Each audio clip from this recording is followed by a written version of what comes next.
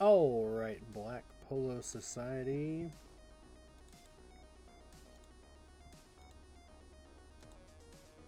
How's everybody doing tonight?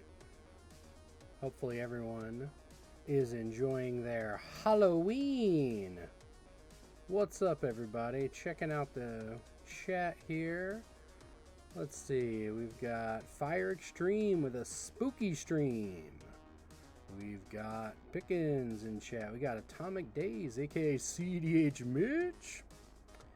We got Detroit Sports Rule 1. Happy Halloween. Happy Halloween to everybody, wherever you may be, on this spooky evening. I am the Burger King, as you can tell from this elaborate costume here. We're really phoning it in here with the Halloween stream. So, yeah, here it is. It's the end of October. So here's our monthly recap, our giveaways. If you've tuned in before, you know the drill. We do a Facebook giveaway, a Twitch giveaway. We announce them both right here. Frost the Noob says, "Hello, King." Fire Extreme says, "Just got back from trick-or-treating with the fam." Awesome. Yeah, so let's get into it. So October's been a pretty crazy month for Magic players. Lots and lots of spicy things going on. We've got Foundation spoilers. We've got all kinds of stuff. Mostly Foundation spoilers. It's a big deal. We've got a 5-year standard set that drops in just 2 weeks, or a week and a half, really. And yeah, this is going to be a defining set. 5 years of reprints, you know, that's a pretty big deal. So yeah, hopefully you've been following along with spoilers. For those of you that don't normally follow along with spoilers, why don't you check out a little website called Mythics Spoiler. After we get done here, you can check it out. I'll go ahead and post a link into chat for you. Fire Extreme says, with crazy power creep included. Yes, indeed. Yes, indeed. So before we dive into the first giveaway, we will just take a very quick look at this. It is truly incredible. So the new core set is called Foundations. Let's pop that up for you guys here. I'm going to shrink me down to a very normal size of a peasant, nowhere near the size of a king. Yeah, so we've got the newest spoilers pulled up here. It is quite impressive. Every day we get another motherload of spoilers. It's just pretty intense. We're going to drop me down into the corner over here. Huzzah. Boop. As always, we want to give a shout out to Pickens, whomst we are listening to. Up there in the top right-hand corner, Pickens on Spotify. Dulcet tones, the EDM beats. So let's see here. Let's get Nightbot rocking and rolling. We gotta wake him up. The sleepy AI that's gonna take over the world. Boom. Boom. Okay, so yeah, like we were talking about, Foundations, a 5-year set in standard. So it's a core set that literally will be printed for 5 years. It'll be legal for 5 years. Well, presumably printed for 5 years. Let's be clear. It is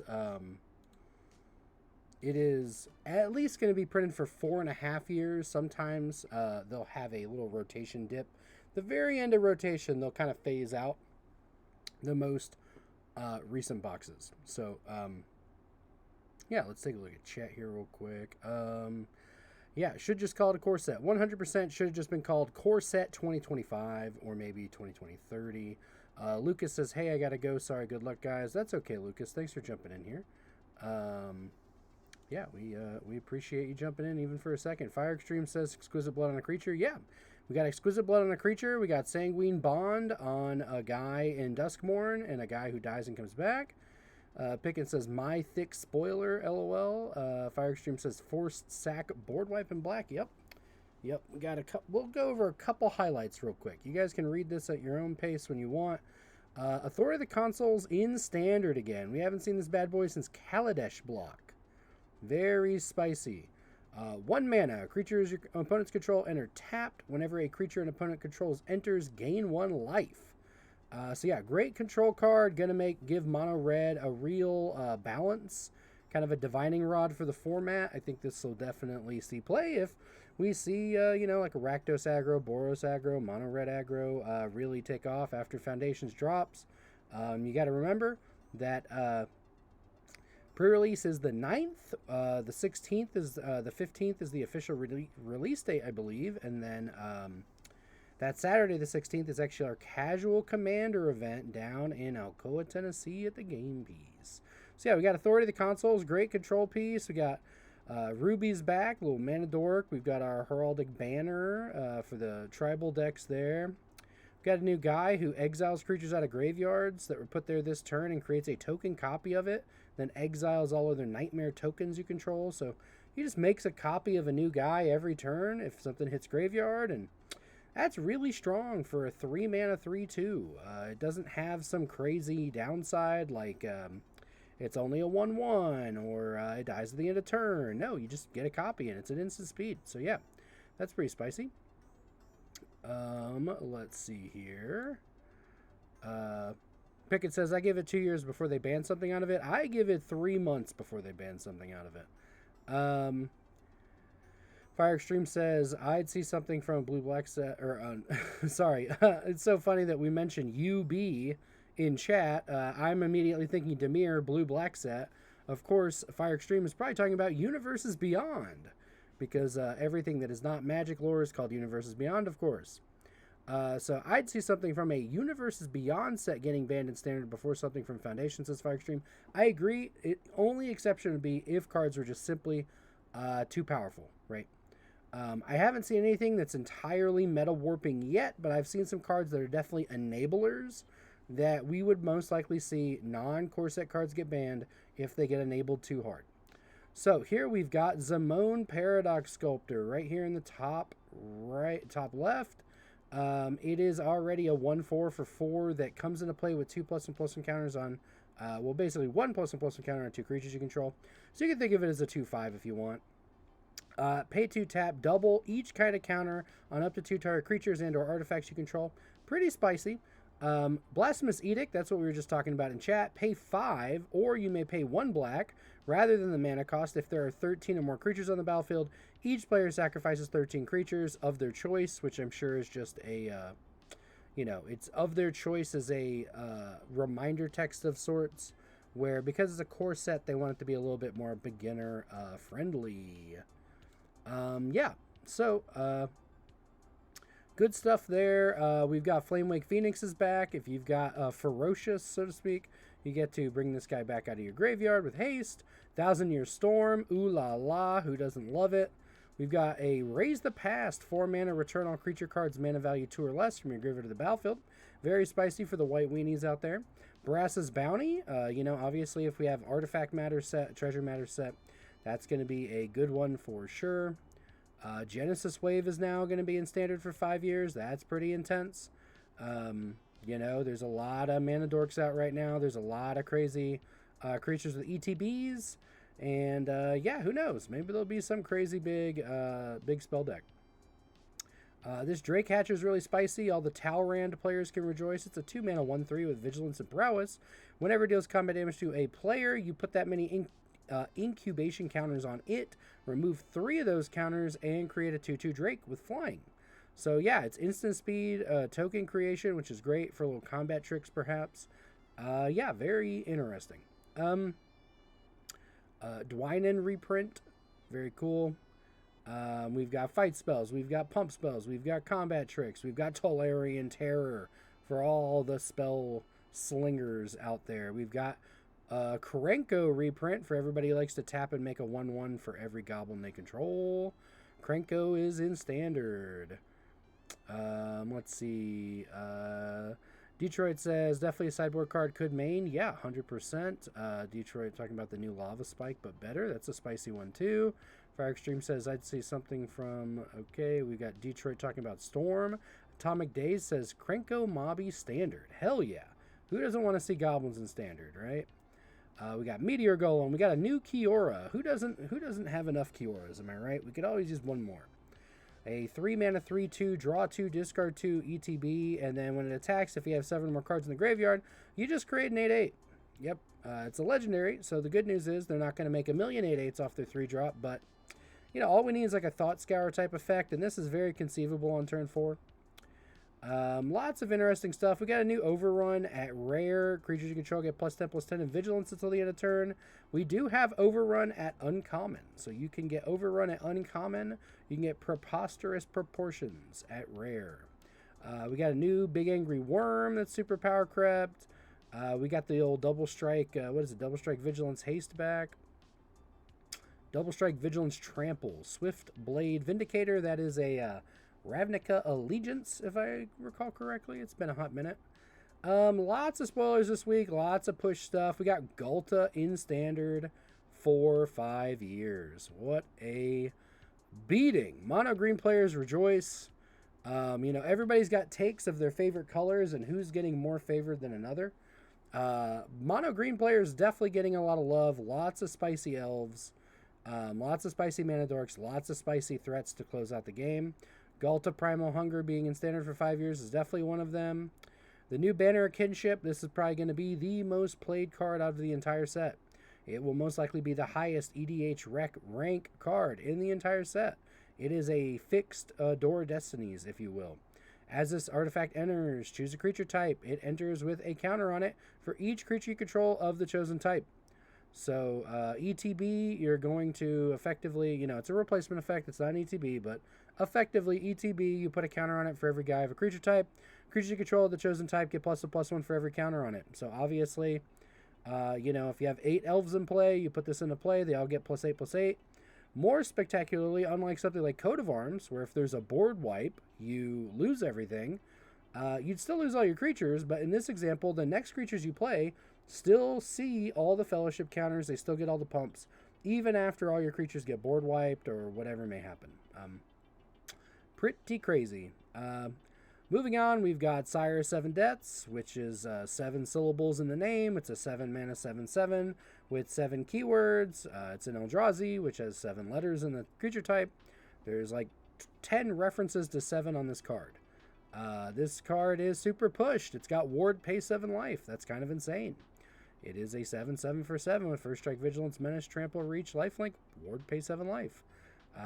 Not much to say about this card except if there is a control deck, if there is a mid-range top deck, it's probably going to be playing this card. Let's be real. And this card is a Mythic. So I am hoping this is one of those scenarios where, because it's in Standard, because it's in boosters, collector boosters, it's going to be reprinted for 5 years. It is cheap. I'm hoping it's going to be a cheap one because I could see it in a lot of Commander decks. You never know. A lot of Voltron decks would love to pump up the power of this chassis, you know. Detroit says, doesn't even need the waste mana. Yeah, doesn't even have the waste mana requirement. Kind of insane. And Indominus Rex players rejoice. The Dino where you discard a card and you get Keyword and a counter for every keyword on the card you discard. It is amazing. Hey, Zarku, what's going on, buddy? So yeah, Sire 7 Deaths, amazing card. Obviously super pushed. Obviously going to be infinite money. Tatiova reprint. Hell yeah. Landfall. Draw a card, gain a life. Very strong reprint. Leyline Axe. This is a spicy idea. We have an equipment that if it's in your opening hand, you get to begin the game with it on the battlefield. Equipped creature gets +1/+1 double strike and trample. This is a very powerful effect. Only equipped for 3 mana. Obviously, if you have Leyline Axe and you're playing a game of Commander and you're playing something like Rogak Arden, this is going to put in a lot of work. You could potentially kill people on turn 3 with commander damage. Alacia, Who Laughs at Fate. A Rakdos Alacia, of course, from Tarkir. This time we've got a 3 mana 2/2 first strike whenever it attacks, put a counter on it. Beginning of your end step, if you attack this turn, not specifically with this creature, just in general, return a creature card mana value less than or equal to her power from your graveyard to the battlefield. So, very, very spicy effect. Fire Extreme says, seems lackluster with the equip cost. We will see. We will definitely see. There's a lot of push creatures. There's a lot of creatures that cost, just a couple of mana, and their power is 1, 2, or even 3 more than their mana value. And so the only thing they really need is an enabler, like +1/+1 double strike trample. Especially because you're not paying mana for this card if it's in your opener. It's definitely going to push the limits of the London Mulligan. Especially like in an aggro deck, if you have creatures with ward, powerful ward effect, or maybe they just have hexproof. We'll see. But yeah, Alacia, very spicy Rakdos Reanimator commander, all about battling. First strike battling, a commander that gets in the red zone and reanimates every end step. That's a fun thing to do. The Kellen, which is a new, basically this Kellen here. Kellen Planner Trailblazer, of course, is Oko's son. He's a flying, he discovered how to fly in Outlaws. He's a fairy scout. He's a 2/1 for 1 with pay 2. He turns into a detective and he deals combat damage. You get to exile the top card and play it this turn. Then you pay 3. He turns into a 3/2 double strike. Yeah, so we got a 3/2 double strike Figure of Destiny. Pretty good. Pretty good indeed. Offer You Can't Refuse. Reassembling Skeleton. Great reprints. Slumbering Cerberus. 3 heads, 4 power. Don't really know how they fucked that up, but it is what it is. Alright. Akroma's Memorial reprint. Obviously, this card is not going to see much play in Standard, but, presumably at least. But we'll see. We've got Paradise Druid, great mana dork. We've got Bloom Tender. So these special guests are alternate arts for Foundations. They're going to be in collector boosters. They're going to be chase alternate arts. Some of them are pre-ordering for $100 on TCG Player. Strongly recommend you buy these singles a week after release at the minimum. Fiend Artisan, insanely powerful birthing pod effect, of course. Sack, go get a guy that cost X and put it into play for free. Grim Tutor, Bushwhacker's back, Condemn. Sphinx's Tutelage, not my cup of tea, but if you're a mill player, here you go. You get a Constellation Sphinx's Tutelage. Lots of powerful, very playable cards. So fun to see. Giada reprint. Everybody who likes their mana dorks in the Angel variety, sick 'em. Play your Giada. Get 'em. We got a High Fade Trickster here. Flash flying. Your spells have flash. Can't wait to see the annoying control decks with that. Got the new Coma here that's totally insane. When it deals combat damage to a player, create 4 3/3 Coma Coils. That's a army in a can, if you will. It's a 7 mana 8/12, can't be countered, trample ward 4. This is another one, like the 7/7 Eldrazi, that will probably see some play if there's room for a control deck in the format. Maybe there's just going to be a crazy ramp deck with Tatiova and all these mana dorks and all this landfall. We'll see. Consuming Aberration.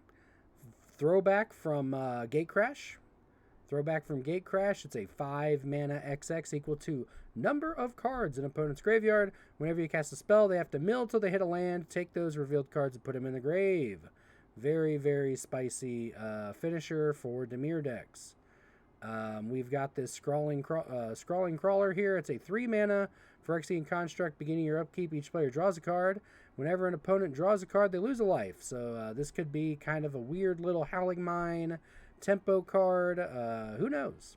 Adventuring Gear reprint. Landfall +2/+2 until end of turn. 1 mana to play, 1 mana to equip. Very interesting. Adventuring Gear. Lots of fetch lands. Lots of pseudo fetch lands. Who knows? First time chatter to Soli. Added to Underworld Dreams. Oh, hell yeah.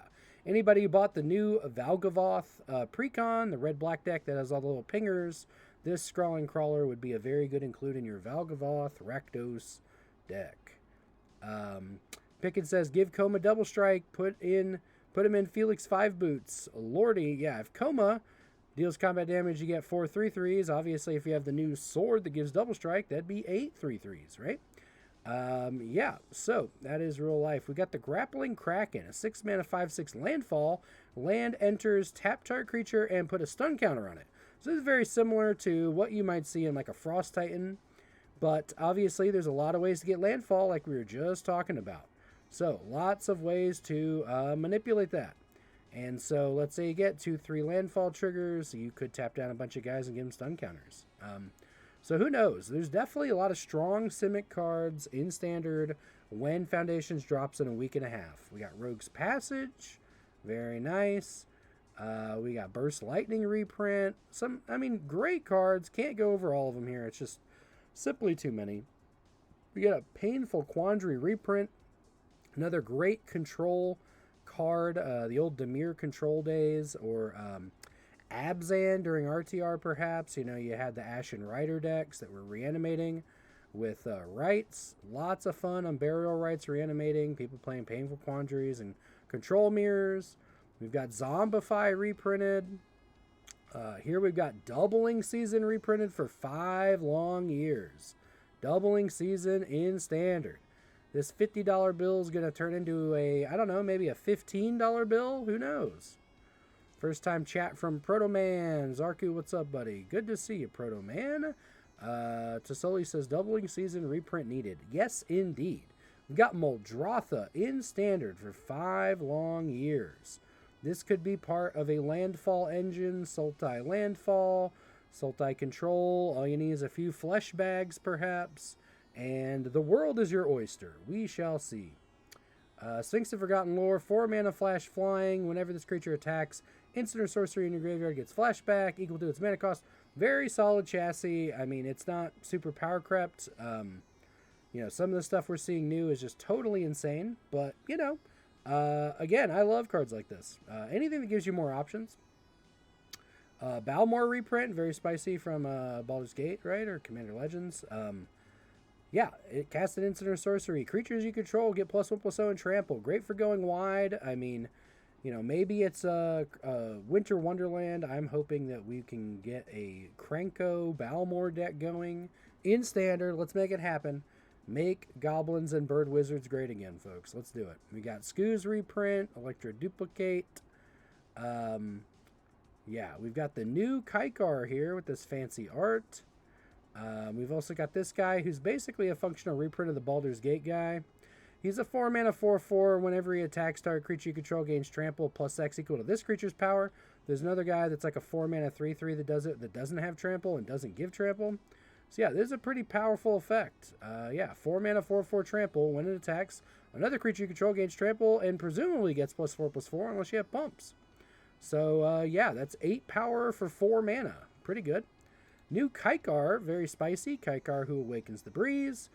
We got a 4 mana Kaikar here. He's flying. He's a bird wizard. When you cast a non-creature spell, choose one of the following. Exile another creature you control. Return to the battlefield at the next end step. So it's very similar to like Displacer Kitten, but instead of a blink, we get a flicker. So instead of blinking Displacer Kitten effect, we have a flickering Displacer Kitten effect. So very strong. We can dodge a board wipe, perhaps. Maybe we want to, kill some smaller creatures or kill some bigger creatures. Maybe we have a crazy effect we want to do, and we're going to flicker some of our guys. Then we're going to board wipe, and then we'll have a couple guys come back at the end step. Or maybe we just want value second main phase after we battle.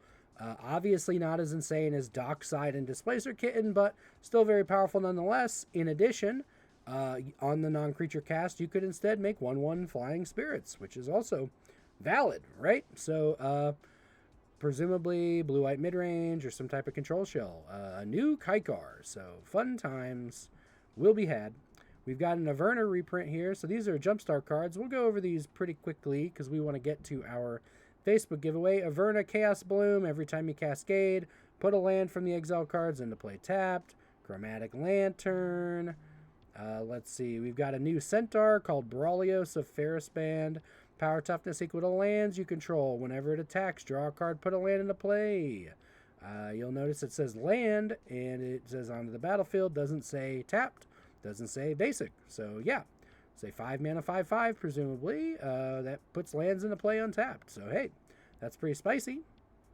Galta Primal Hunger reprint in this Jumpstart. We've got Forgotten Ancient reprint, a oldie but a goodie, one of the first player created cards way back in the early 2000s. Whenever any player casts a spell, that's you or opponents, it gets a counter beginning of your upkeep. Move those counters however you want, basically.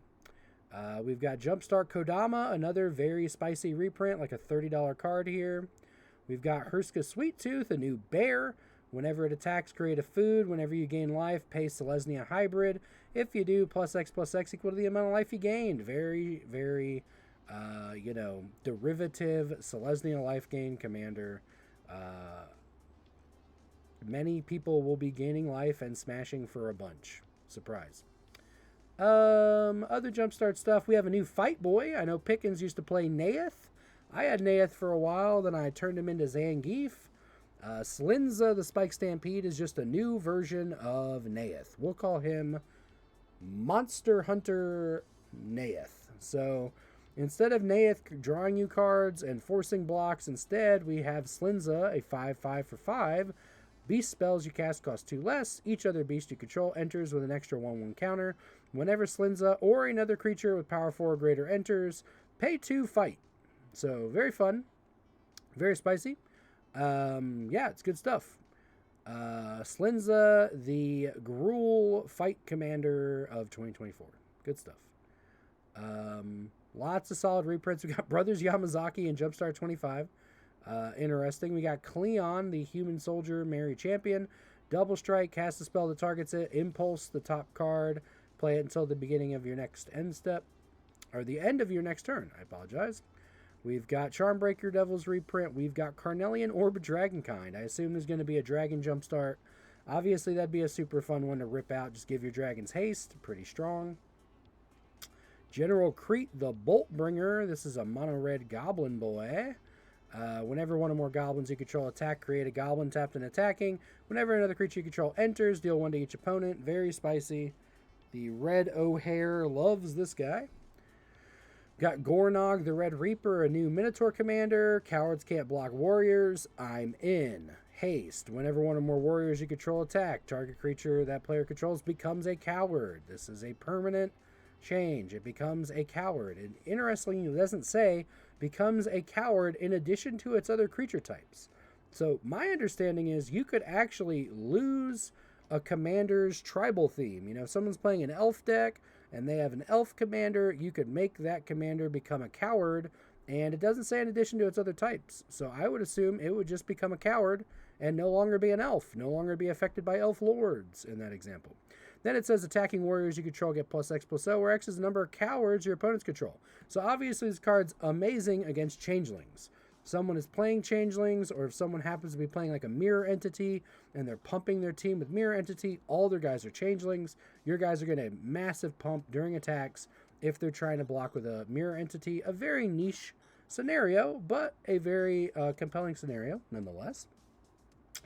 Lots of new stuff here. Avora Insatiable Air, 2 mana 1/1 vamp. Whenever it enters and whenever it deals combat damage, you get blood. Whenever you discard a card, put a counter on it. It's a 1/1 trample for 2, so presumably you're going to have a lot of discards. You're going to have a lot of wheels. And it is per card. It's whenever you discard a card, put a counter on it. So if you get a full wheel and you get to rip, discard 7, draw 7, it would be an 8/8 trample. So yeah, this is a very spicy Jumpstart card, especially in Commander. Pickett says, Warrior Coward Control, that cow is a bully. Yeah, I mean, for a 3 mana 2/3 haste with 3 upsides. Gornog is going to see some work, I hope. I really do.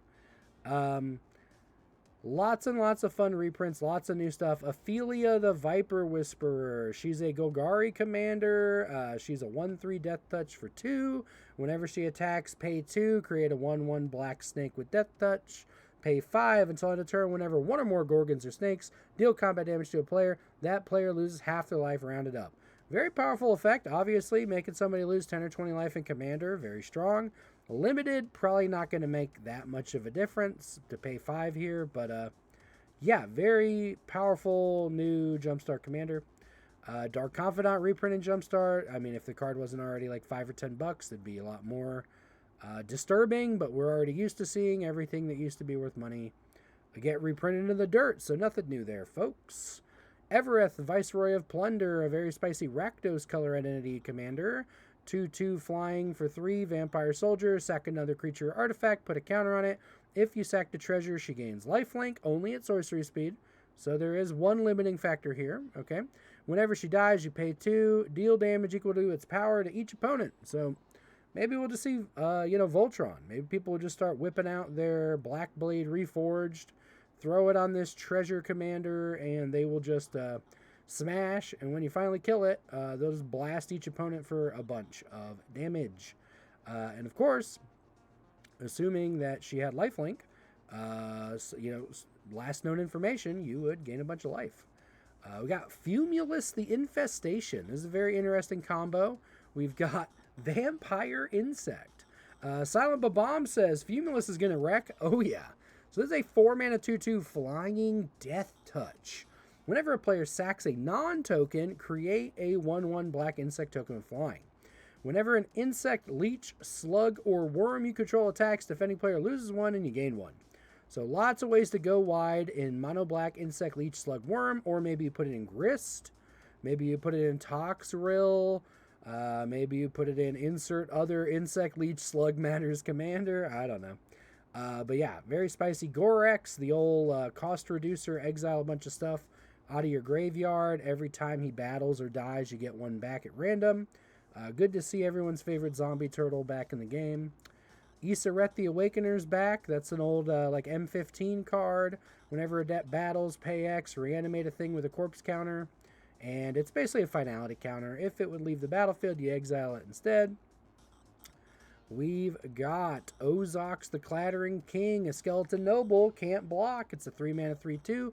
When it dies, create Jumble Bones, a legendary 2/1 black skeleton with also can't block. When this creature leaves the battlefield, return target card name Ozox the Clattering King from your graveyard to your hand. So we have a spicy little guy who dies into a guy who dies into a guy who dies. A little combo piece here. If you get a Ashnod's Altar, maybe a couple Blood Artists, you can just start tapping out every turn to really do some work. Yeah, fun times. We got a Priest of Gix reprint in Jumpstart. Nice. Yeah, all kinds of really fun stuff. Veto in a Jumpstart, which is hilarious with all the Sanguine Bonds and Exquisite Bloods that are getting printed. We got Venser. We got Sai for artifacts. We got Padim for artifacts. Yeah, we're just breezing through some of the new stuff real quick, folks. Thurid, Mare of Destiny. This Pegasus is a 2/4 flying lifelink for 4. Whenever you cast a Pegasus, unicorn, or horse creature spell, copy it. The copy becomes a token. Other Pegasi, unicorns, and horses you control get +1/+1. Very nice. Got a new Eidolon of Astral Winds, Constellation. Whenever it or another enchantment enters, choose a creature you control, becomes a 4/4 flying until the end of turn. So very spicy constellation triggers here. Yeah, lots of stuff going on. All right, we're gonna go ahead and we're gonna skip through this, and we're gonna go to the giveaway time. All right, so yeah, Black Tuk Tuk. That's a good atomic. That's a good analogy. So we're gonna start with the Facebook giveaway, then we're gonna do the Twitch giveaway with the bundle. So if you have not done our Facebook giveaway, I'm going to give you guys one last chance to do the Facebook giveaway. So this is our Facebook group. I'm going to give everybody 2 minutes. You got 2 minutes to go down to this post, Click on the poll. Tell us what free stuff you want, and then comment and share it. Okay. I'm going to give everybody 2 minutes. In that time, I'm going to go to the bathroom real quick. And yeah, everybody's got 2 minutes. Be right back.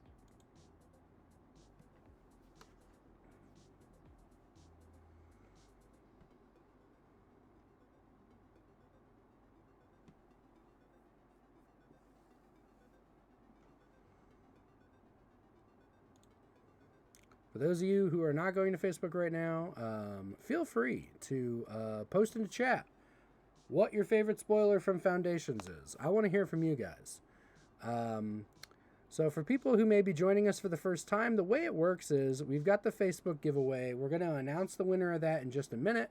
And then we're going to do the Twitch giveaway. Anybody here live can win the Twitch giveaway. It's totally random. We're literally going to go to Google. We're going to do the Google spinner on a random number. And one of our members in chat is going to randomly win it. So yeah, it's super fun. We do a Facebook giveaway. We do a Twitch giveaway. We announce them both live here. Whoever wins the Twitch giveaway, basically we crack open a bundle. We open the whole thing, and then we announce whoever wins. And all you have to do is tune in live. It's super easy. Barely an inconvenience. Yeah, so let's go ahead, and we gave everybody another minute or so to jump in here. If anybody happens to be on Facebook right now and you're listening to me talk and you're like, hey, I'm interacting with your thing, I'm sorry, that's okay. Just tell us if you need another second. But in the meantime, we're going to show off some stuff and things. So here's something new we're going to do this time. We are on Google here with the Google Spinner. I can look at how many people have interacted with our Facebook, and I can make it spin a number. Then I can click on the chats for that number, and that's how we can decide the Facebook winner.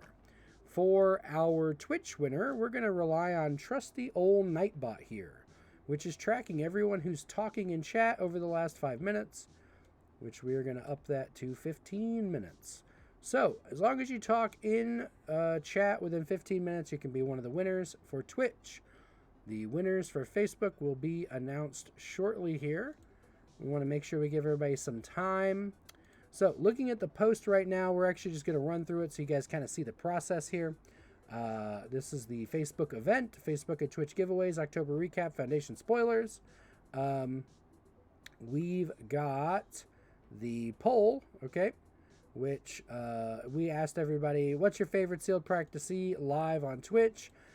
We got pre-release kits, booster packs, collector boosters, bundles. I am going to say I am very disappointed. My favorite thing is pre-release kits, and nobody picked pre-release kits. So shame on all of you. You should have picked pre-release kits. That's my favorite thing to see opened, because I immediately start building a deck in my head. I love looking at pre-release kits after the fact. It's a guilty pleasure of mine. Fire Extreme says, voted and commented. Detroit says, I'm in. Silent Bomb says, good luck, everybody. So, the way we're going to do this is, it's a little tricky. We've got 3 comments here, and we've also got some comments on the other post. So, we've got 2 comments here from Mitch and Corey, so I'm going to add those as number 1 and number 2. And then we're going to go to my sharing of the post, which actually has a lot more interaction on it.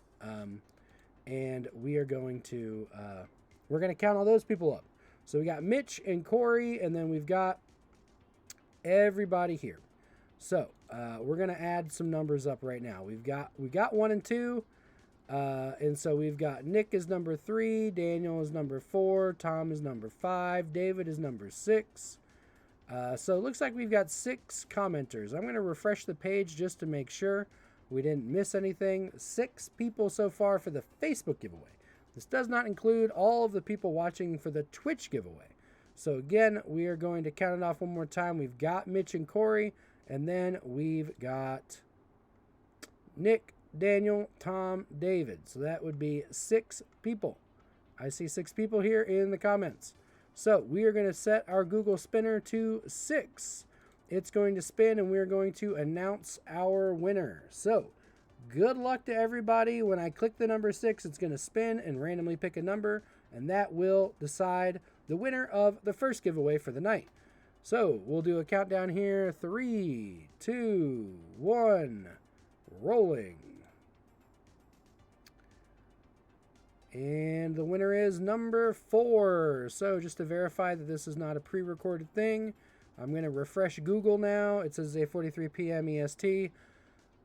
For all the naysayers out there, the people who were commenting that everything here, all the freebies we give away are rigged. So let's go back to Facebook here, and we'll go back so we know. We already did number 1 and number 2, so number 3 is Nick. Number 4 is Daniel Ray Pollock. Congratulations to Daniel. Congrats to Daniel. So if Daniel's not here live, that's okay. We're going to message him. He has won another giveaway. Congratulations. So congrats to Daniel. So moving on, now we've got the Twitch giveaway. So we are going to go over to our other camera view now, and we are going to crack open a bundle of Duskmourn. So our Duskmourn bundle shall begin. So what I'm going to do is I'm going to grab a bundle of Duskmourn. We're going to open it live. We're going to show you all the pulls. And then one random viewer is just going to win it, okay? So let's get down to business. Okie dokie. So currently we have Atomic, Detroit, Fire, Silent Bomb, Tassoli, and Zepter Thing in chat, eligible for the giveaways. So yeah, kudos to you guys.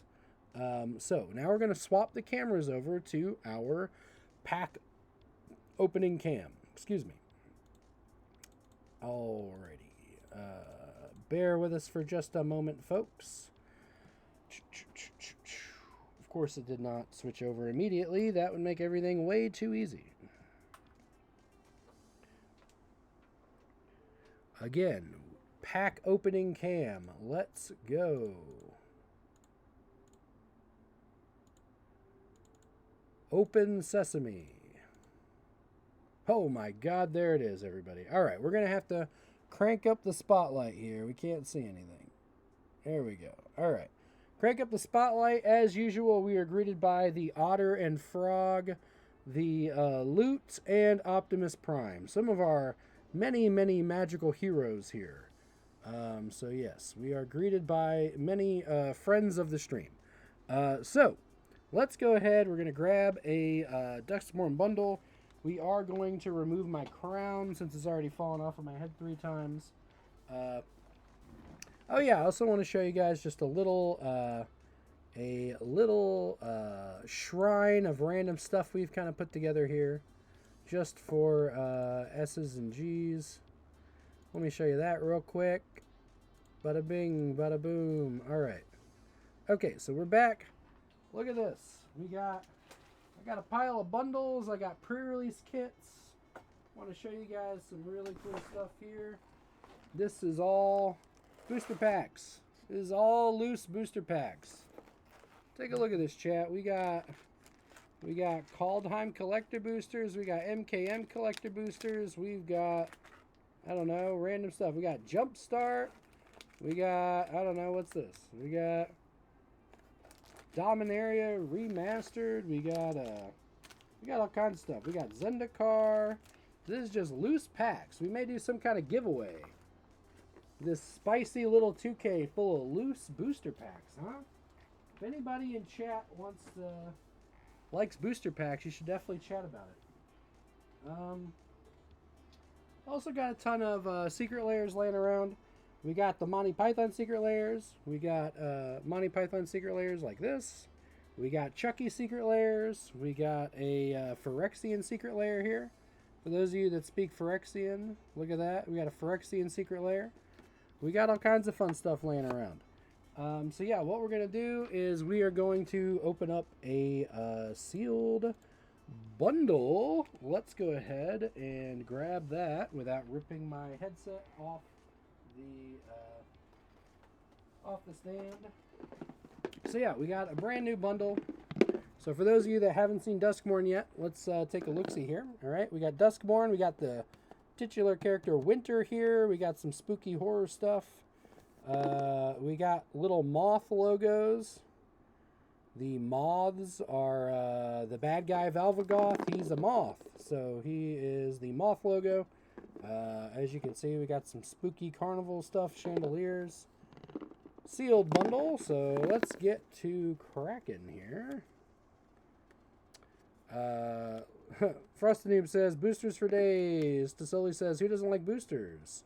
Silent Babam says Monty Python. So yeah, we will open up the goodness here. So, one lucky viewer on Twitch who is live will get to win this. So, we've got the bundle box here. The insert are these two creepy girls, definitely, kind of representing a little bit of The Shining, perhaps, little twins. As you can see, their shadow casts some type of aberration, some type of horror. So, yeah. And then on the back, we've got some of the retro vibe of Duskmorn. This neon retro art. We will, for now, we will temporarily cover up Optimus Prime with the Duskmorn.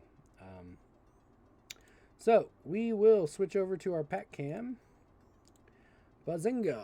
And it has the Duskmorn insert now. Yay! Okay, so, let's get into it. So, first up, we've got a Duskmorn D20. Booyah! Look at that beautiful bean footage, everybody.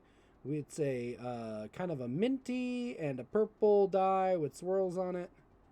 It's a spin down, of course. It's oversized spin down. We've got this moth logo for Valgavoth, like we were talking about.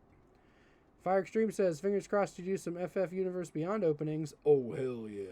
So, we've got the Valgavoth die. Of course, that's going to go to our lucky winner. Whoever is attending live. We've also got 2 packs of lands, which we have opened on stream before, but we will very quickly go over for you guys. For those of you who may be new to the stream, maybe you haven't gotten down to your LGS and opened any bundles or anything.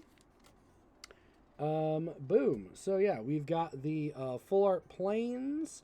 So remember, this is a haunted mansion set, so there is no outside. Every single area of the plane is inside a magical haunted mansion, so there are just endless rooms in the plane. So here we go. We have a plains room. We have an island room represented by a fountain. We have a swamp room represented by this staircase. Very, very cool looking lands. This bundle is one of my favorites to have opened. Mountain, we've got a little sarcophagus looking thing there. Horror theme rocks and Duskmorn, says Pickens. I cannot agree more. Yeah, we got a little greenhouse that's out of control here for the forest. And then we have the regular lands here. Regular basics. Not much to write home about there. Let's go ahead and open the second pack. This is going to be our promo. This may be my favorite card from the set, folks. Let's talk about it. This bundle has got one hell of a bundle promo. This giveaway bundle has Grievous Wound, 5 mana aura. It's basically a curse. Enchanted player can't gain life. Whenever enchanted player is dealt damage, they lose half their life rounded up. So if you were playing Valvagoth, you should definitely be playing this in your Valvagoth deck. This card is insane in tokens. If a player is at 40 life in a game of Commander, and you attack them with like 4 1/1 tokens, they'll take 4 damage. They'll go to 36 from state-based actions at the end of combat damage. And then they will have 4 triggers to lose half their life. They'll go from 36 all the way down to 18. The second trigger will resolve. They'll go from 18 to 9. The third trigger will resolve. They'll go from 9 to 4 life. The fourth trigger will resolve. And they'll go from 4 to 2 life. So if you attack somebody with 4 1/1 spirits while this enchantment is on them, and they're at 40 life, they will literally lose 38 life total. Sidua Draco, what's up? So we announced the Facebook winner, and we are still going strong. Congrats to Daniel Pollock as our Facebook winner. Ellie is on the stream live. She's down in Chattanooga. She says hello from Ellie and Cleveland's own Brittany and Andy. What's up? So yeah, this is Grievous Wound is an amazing card. I'm going to put it in a bunch of token decks. And the fun thing is, it's basically a curse. It doesn't count for your curse commanders, but if you are playing Arden, Arden moves auras from players to other players. So you could move this around before you kill people with it. So yeah, this is the promo in the giveaway bundle. It's a very, very powerful card. that I cannot wait to see ruin some games of Commander. So those are the two land promo packs and the Grievous Wound promo, which means now we get down to business, folks. We've got a fat stack of packs. So let's go ahead and take a look-see at pack number 1. Of course, we have pre-released this set a couple times, and we have also we've also gotten it drafted twice, which is really nice. Of course, our LGS here at BlackPoloSociety is the game piece, but we did a draft there. We did the Trick or Treat event, which was a lot of fun. We actually went infinite with the Trick or Treat event and ruined some other people's fun, but that's okay. So, pack 1. Let's go through the giveaways. Cracked Skull, Enchant Creature. Look at target player's hand, choose an on-land, discard it. Whenever enchanted creature's dealt damage, destroy it. We've got Say Its Name. So this is like a fun little card. If you have 3 of these, you can get a Beetlejuice guy named Ultanok, the thrice called.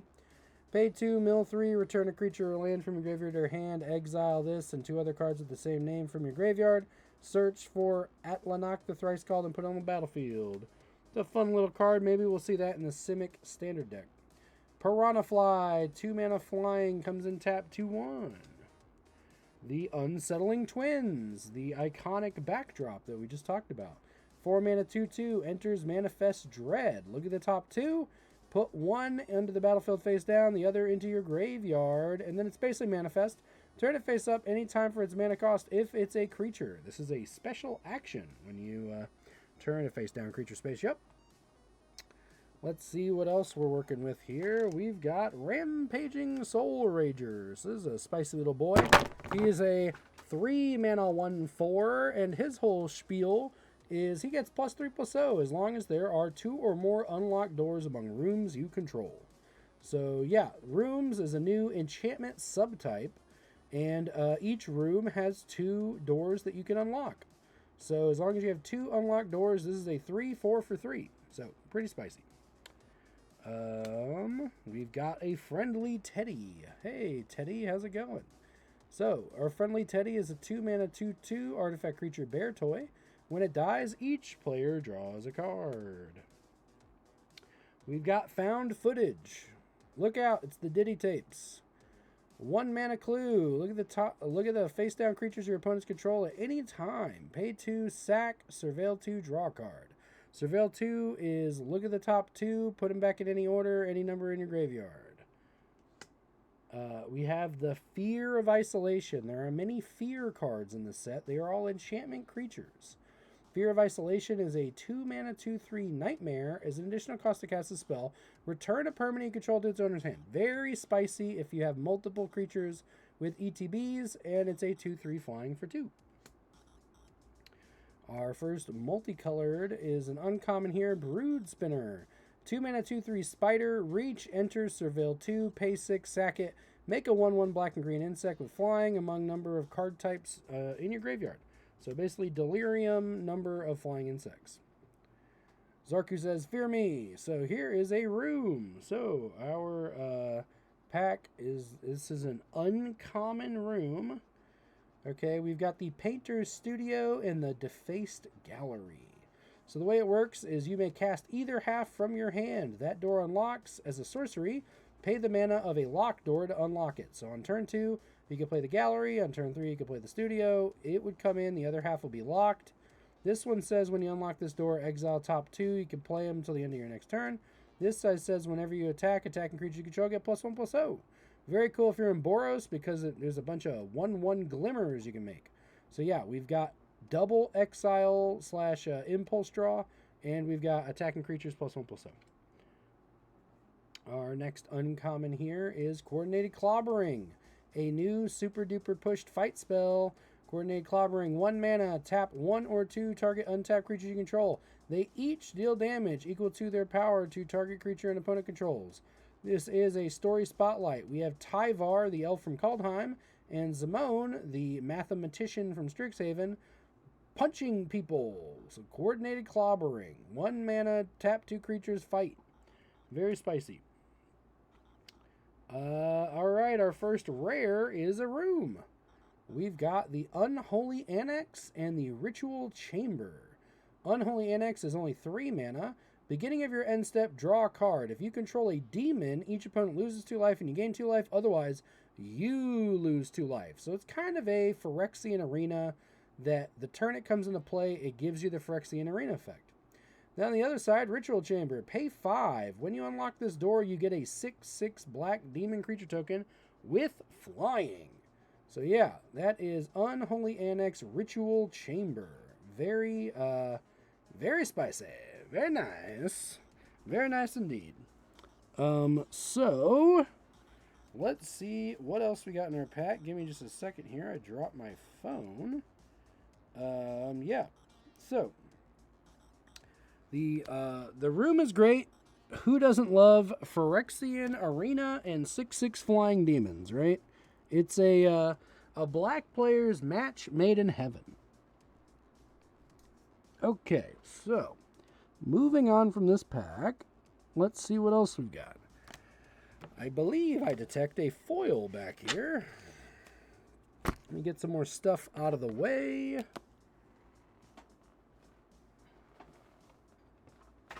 All right, so we've got a Foil Plains. Booyah. So, Foil Plains, it's a room full of chairs with a white shag carpet. Okay. Next up, we have a foil uncommon. It is the Grand Entryway and the Elegant Rotunda. 2 mana Grand Entryway. When you unlock this door, create a 1/1 white glimmer enchantment creature token. Elegant Rotunda. When you unlock this door, put a 1/1 counter on each of up to, 2 target creatures. So, this set has a very strong Enchantment Matters theme.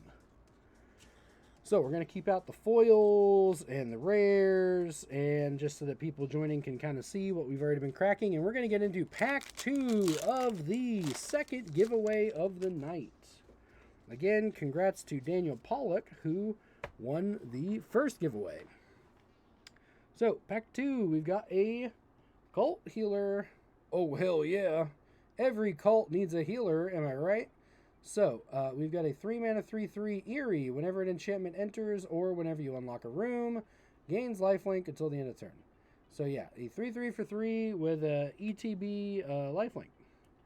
We've got Boiler Bilge's Ripper, a 5 mana 4/4. When it enters, you may sack a creature or enchantment. When you do, 2 damage to any target. Go ahead, meet, run. So, yeah, I'd say Boiler Bilge's Ripper is definitely supposed to kind of be like a Freddy Krueger guy. He's in the boiler room. He's sacking stuff, dealing damage. Talks about people running away. Kind of Freddy Krueger-esque. Resurrected Cultist, 3 mana 4/1. Pay 4. Return it from your graveyard to the battlefield with a finality counter. Activate only if there's 4 or more card types among cards in your graveyard. So yeah, it's a Delirium Reanimator guy. He does come back with a finality counter, so he'll be exiled the next time he leaves the battlefield. But yeah, I mean, this is a great card in Limited at common. Next up, we've got the old Horrid Viper. Horrid Vigor. It's a 2 mana instant. Target creature gains Death Touch and Indestructible. So yeah, Horrid Vigor, this is a great little combat trick because you get to take your 1/1 and throw it in front of like a 6/6, and then your 1/1 lives because it's indestructible. Their guy dies because Death Touch. It is pretty filthy as a combat trick. I'm not a big fan of that one. I really hate it because I have not played green yet outside of pre-release, and it has been beating me up. I played a Boros deck, I played an Orzhov deck, and then I just played Blue-White Control during the Trick or Treat event. And yeah, that Death Touch Indestructible trick is very strong. So next up, we have a common room. We've got the Meat Locker door, and we've got the Drowned Diner door. Meat Locker costs 3. When you unlock this room, tap up to 1 target creature and put 2 stun counters on it. And then over here in the Drowned Diner, we've got when you unlock this door, draw 3, discard 1. So as you can see, we've got 2 cards that are arguably overcosted by like 1 mana each. But if you play one and then you unlock the other, you still get some extra value. Definitely adds to your ability to kind of pad out your deck's curve in Limited, at least. And then, of course, there's a room precon with Animatu. So lots of utility with rooms. Seized from Slumber, 5 mana, destroy target creature, instant, or this spell costs 3 less if it targets a tapped creature. So they declare attacks, you pay 2, you kill their guy. Good stuff. Twist Reality, pay 3, counter target spell, or Manifest Dread. If you Manifest Dread, you look at the top 2. One goes into play as a face-down 2/2 creature, the other goes into your graveyard. You face-down 2/2 creature, you can pay its mana value at any time to turn it face up if it's a creature card. Here we've got a really good boy, Overgrown Zealot. 2 mana, 0/4. Tap for a mana of any color. Tap to add 2 mana of any one color. Spend this only to turn permanents face up. This is really good because green is one of the Manifest Dread colors, and obviously there's a lot of big creatures you're going to be turning face up. Next up we have Conductive Machete. So yes, we have an electric machete. Welcome to the horror set. 4 mana equipment. When it enters, Manifest Dread, then attach the machete to that creature. So the flavor here is like Frankenstein's monster. You're electrocuting some horror, and now it's got this crazy machete. And equipped creature gets +2/+1. So it comes into play, you get a free Manifest Dread, it equips, then Manifest Dread's now 4/3. Next up we have Osseous Stick Twista. So this Scarecrow is a 2 mana 2/2 with lifelink. Beginning of your end step, if you got 4 more card types in your graveyard, each opponent may sack a non-land permanent or discard a card.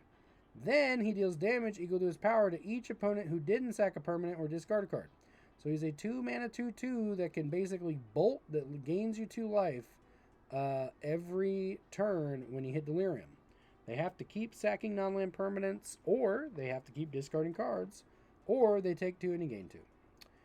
Trial of Agony is 1 mana. Choose 2 target creatures controlled by the same opponent.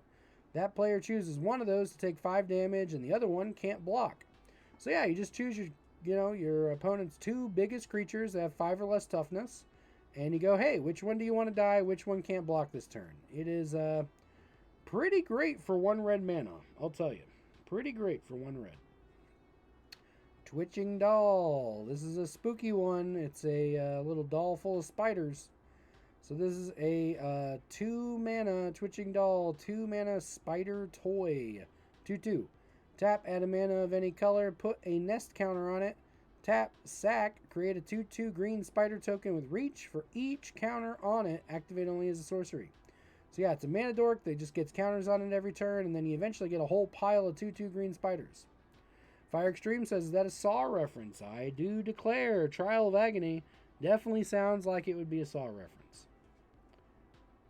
So yeah, next up we have a Full Art Swamp in the pack. Pack 2, very strong.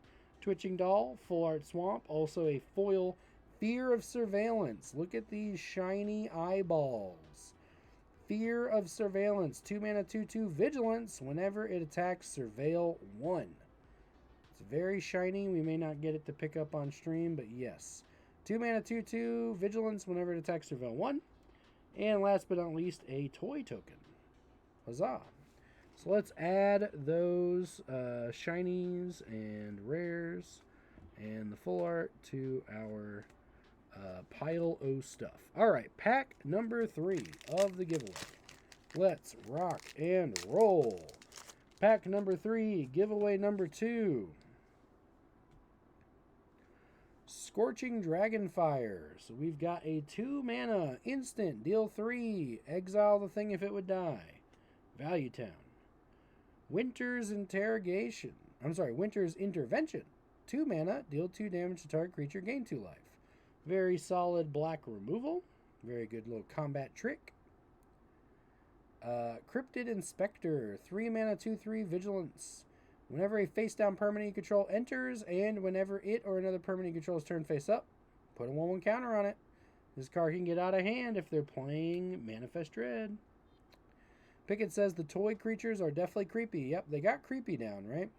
Speaking of creepy, we've got Creeping Peeper, the 2 mana 2/1 Eye.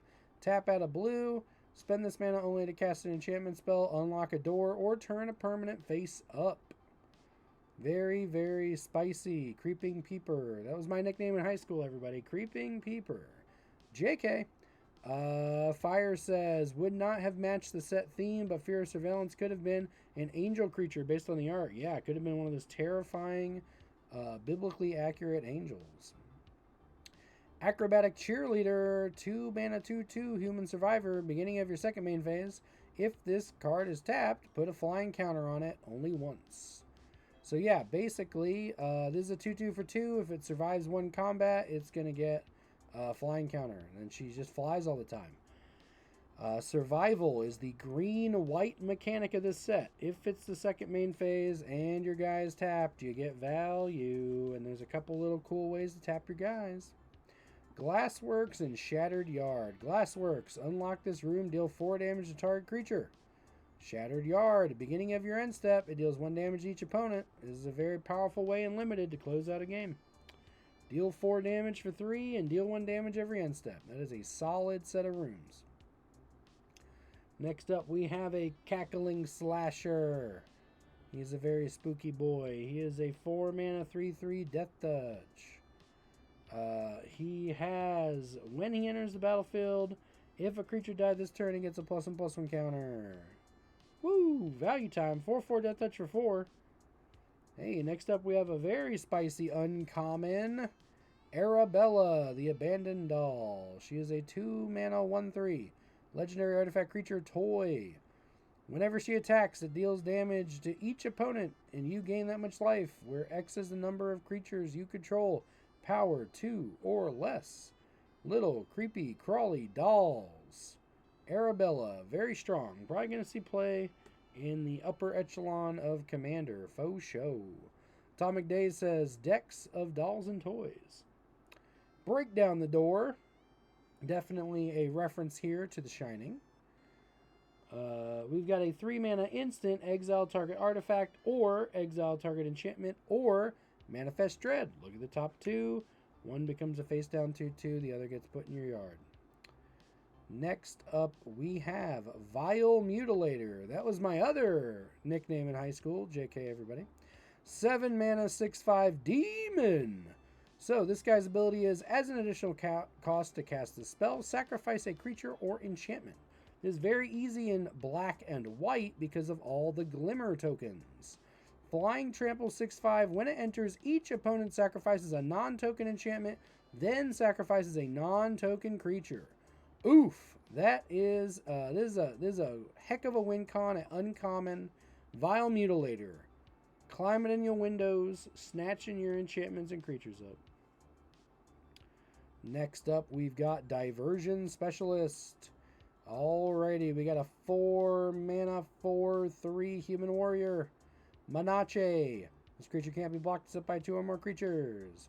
Pay 1, sack a creature or enchantment, exile the top card of your library. You can play it this turn. Hey, Fang Faces. Over here. She's got like a little baseball bat thing going on. Diversion Specialist. Very cool. Oh, I see a Mythic. And we've got an Eyeball. Abhorrent Oculus. 3 mana Eye. As an additional cost to cast a spell, exile 6 cards from your graveyard. Oh my gosh. It's a 5/5 flying for 3 mana. Beginning of each opponent's upkeep, Manifest Dread. What? This card's really fun. Very strong. Lots of card advantage. You get the Manifest Dread every opponent upkeep. Good times. In a game of Commander, that's every upkeep. So that's opponent 1, opponent 2, opponent 3. And then it gets shipped back to you. Fun stuff. This is a baller card for all the blue players out there. And then, last but not least, we have a Fear of Being Hunted. A 3 mana 4/2 Nightmare Haste. Must be blocked if able. Yeah, this one's really fun because sometimes you get to trade with like a 6/4 and your 4/2 gets to trade. It's also only a 3-drop, which is insane. There's a ton of creatures with only 1 power that you really want to kill. So foil Fear of Being Hunted and a flying insect. Look at this beautiful, beautiful insect. What a nice guy. He's just hanging out with his friend, this little skull on a stick. Everybody's favorite little insect token there. Look at the hairy legs on this guy. Sorry, did not mean to body shame the insect, folks. Did not mean to body shame our new insect. So, let's throw the Mythic up here into the pile of goodies. We'll also throw down a foily, because that's a foil. Represent. And, yeah, let's move on. I think we're on pack, what? Pack 3? Pack 4? I already lost count. Not doing my job.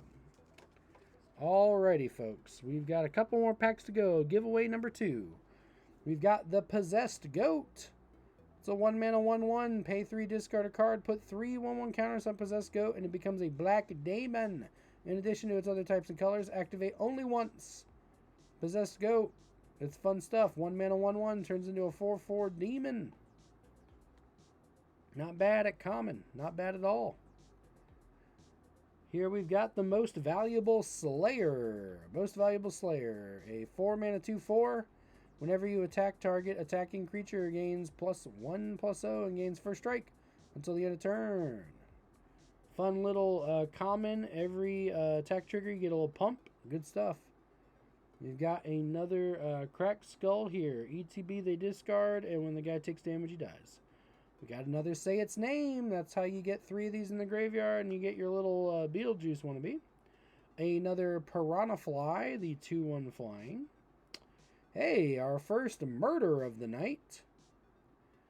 Tasoli says, you mean not bad. We've got Murder. Functional reprint here. Destroy target creature. Razorkin have only one hobby, and it's got a guy screaming with a giant scythe over his head. Yeah, Murder. For those of you sleeping under a rock for the last 10 years. Black, 1, instant.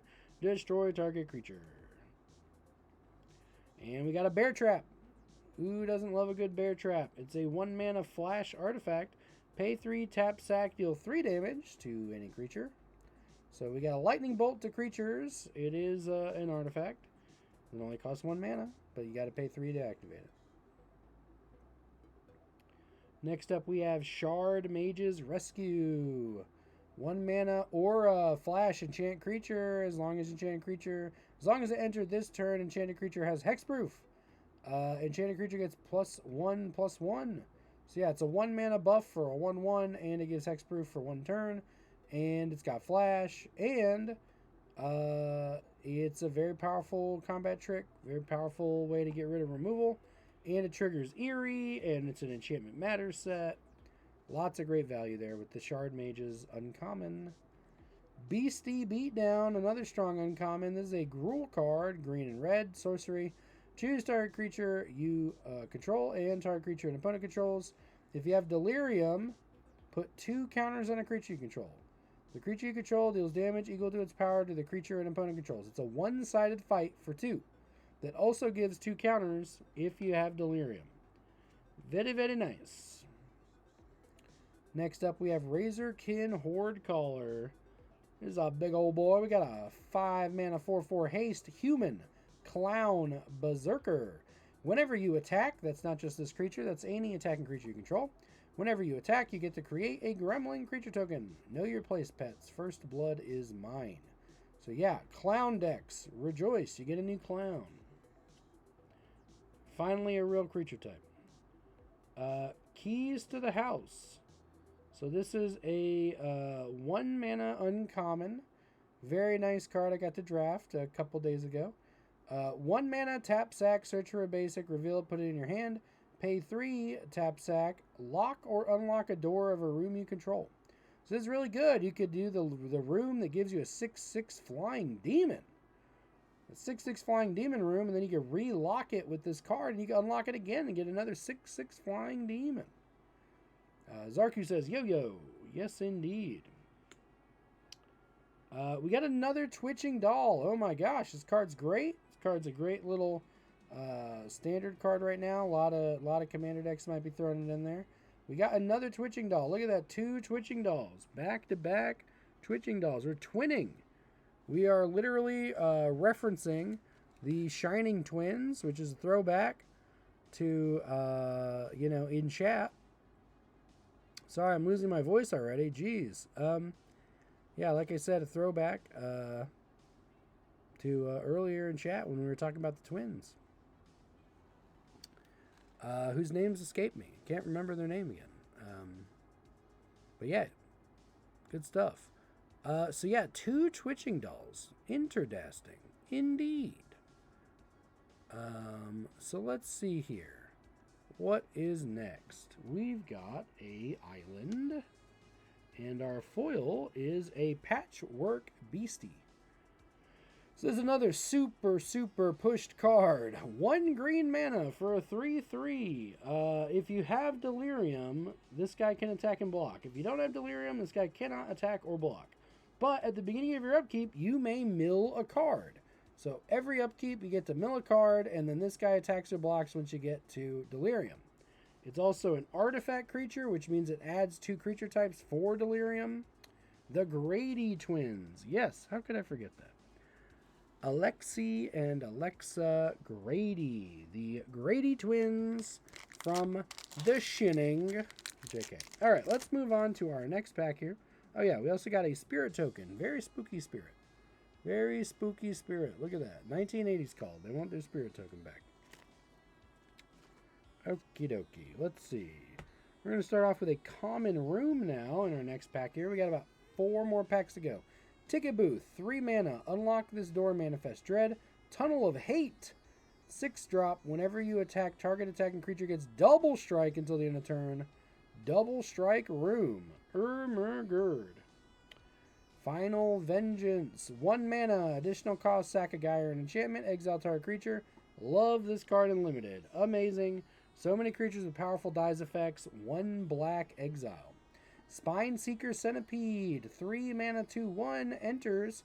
Search for a basic, reveal, put it in your hand. Delirium, it becomes a 3/3 Vigilance. Ooh-wee. Tasoli says, don't you mean The Shining? Quiet Boy, do you want to get sued? The Simpsons. Yes, indeed. Yes, indeed. The old Simpsons reference. Erratic Apparition. Here we have another spooky little kind of digital art. 3 mana 1/3 Flying Vigilant Spirit. Whenever an enchantment enters or you unlock a room, it gets +1/+1 until the end of the turn. It's a good little tempo card. Lots of work being done in Blue X in Limited. Speaking of work in Limited, it's a Hardened Escort. This is a 2/4 for 3. When it attacks, another creature gets +1/+0 and indestructible. Yep, this is really strong. Every turn you get to battle, you need a little combat trick to keep this guy alive after a while. And then she will pump another creature +1/+0 indestructible. Very strong. Again, part of that survival mechanic. You want a guy to live to second main phase tapped. It's really easy when you've got indestructible. Clammy Prowler, a 4 mana 2/5 enchantment creature horror. When it attacks, another attacking creature can't be blocked this turn. This is a super fun effect because it's got 5 toughness. Pretty hard to kill in combat. Plus, it gives unblockable to another guy when it battles. This is a good one. Terramorphic Expanse. Who doesn't love a little fetch action, right? New Terramorphic Expanse. Now we have a double-colored room. We've got a red room called the Smoky Lounge. 3 mana. Beginning of your first main phase, you had 2 red. Spend this mana only to cast room spells and unlock doors. So normally you're going to play this one on 3. The next turn, you get a Misty Salon. When you unlock this door, create an XX blue spirit with flying, where X is the number of unlocked doors among rooms you control. So normally, you get to take the 2 mana, spend the 2 mana, and you get at least a 2/2 flying spirit. So drop this, next turn, 2/2 flying spirit. But yeah, you get it for room spells and unlocking doors. Very fun. Wicker Folk Thresher. Another Scarecrow. Derpy says, I played a room control deck early in Standard. Heck, yeah. So we got a 4 mana 5/4 Scarecrow Delirium. If you got Delirium, look at the top card of your library. If it's a land, put it onto the battlefield. If you don't put that card on the battlefield, put it in your hand. So this is a basically draw a card or a Rampant Growth. So yeah, for an uncommon, obviously pretty strong 5/4 for 4 artifact creature. So it also gives you 2 of your 4 types for Delirium. Derpy says, also it's Tom, FYI, with a Gengar emoji. Awesome, Tom. Good to have you here. How's it going? Defiled Crypt and Cadaver Lab. Cadaver Lab is a 1-drop. When you unlock this door, return target creature card from your graveyard to your hand. And then we've got Defiled Crypt, a 4 mana. Whenever one or more cards Leave the graveyard. Create a black horror enchantment once each turn. So, yeah, obviously we have Delirium as a limited, powerhouse in this set. On top of that, we've got all kinds of ways for the Enduring Cycle to leave your graveyard. We've got a bunch of spicy ways to scavenge stuff out. We've got that amazing common that's a 4/1 that you pay for. He comes back with a finality counter. He really synergizes with this uncommon that makes 2/2 black horrors. Next up in our giveaway, we've got an Untimely Malfunction. Untimely Malfunction. This fine fellow here, his little Ghostbusters trap isn't working. 2 mana, instant, destroy target artifact, or change a spell, single target, with a, change the target of a spell or ability with a single target, or 1 or 2 target creatures can't block. Fantastic card. I mean, it is an uncommon, but in limited, guys, this is, if you're in red something, this is doing work. Lots of artifacts you want to get rid of. Lots of really pushed equipment. Bolt bend / deflecting swat, obviously amazing. Or sometimes you just need to get rid of 2 blockers to close out the game. So yeah, just like Tasoli said in chat, great card. Commander defense 2, yep, great in Commander, pay 2. It's basically a fork when you think about it. Tom says, Bloomburrow straight heat, can't wait for Foundations. Yeah, we were going through some spoilers earlier. Amazing. So we got Rip the Spawn Hunter. So this is a new green-white kind of mid-range commander. Definitely a spicy commander for humans, potentially. But yeah, let's read it. Survival, beginning of your second main phase. If it's tapped, reveal the top X equal to power. So 4/4 for 4. And then put any number of creatures and vehicles with different powers into your hand. Put the rest on bottom. So yep, probably going to do aggro, 1-drop, 2-drop, 3-drop distribution, maybe some 4, 5, 6 thrown in. And yeah, you're just ripping vehicles and dudes off the top. Obviously, you could pump this. Top 4, if you pump it, maybe top 8 cards of your deck.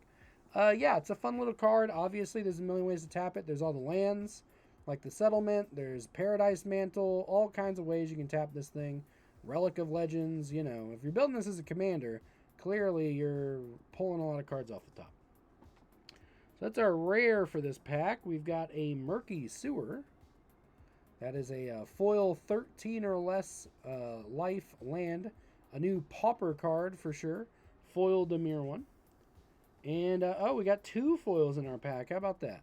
2 foils. We got Seized from Slumber again. Remember, 1 and a white, destroy target tap creature, or pay 5, destroy any creature. And we got an art card. A signed art card of our favorite diversion specialist. Here she is, smacking stuff with a baseball bat. Neato. All right, so we have still got 4 packs left to open in the giveaway, so let's knock them out.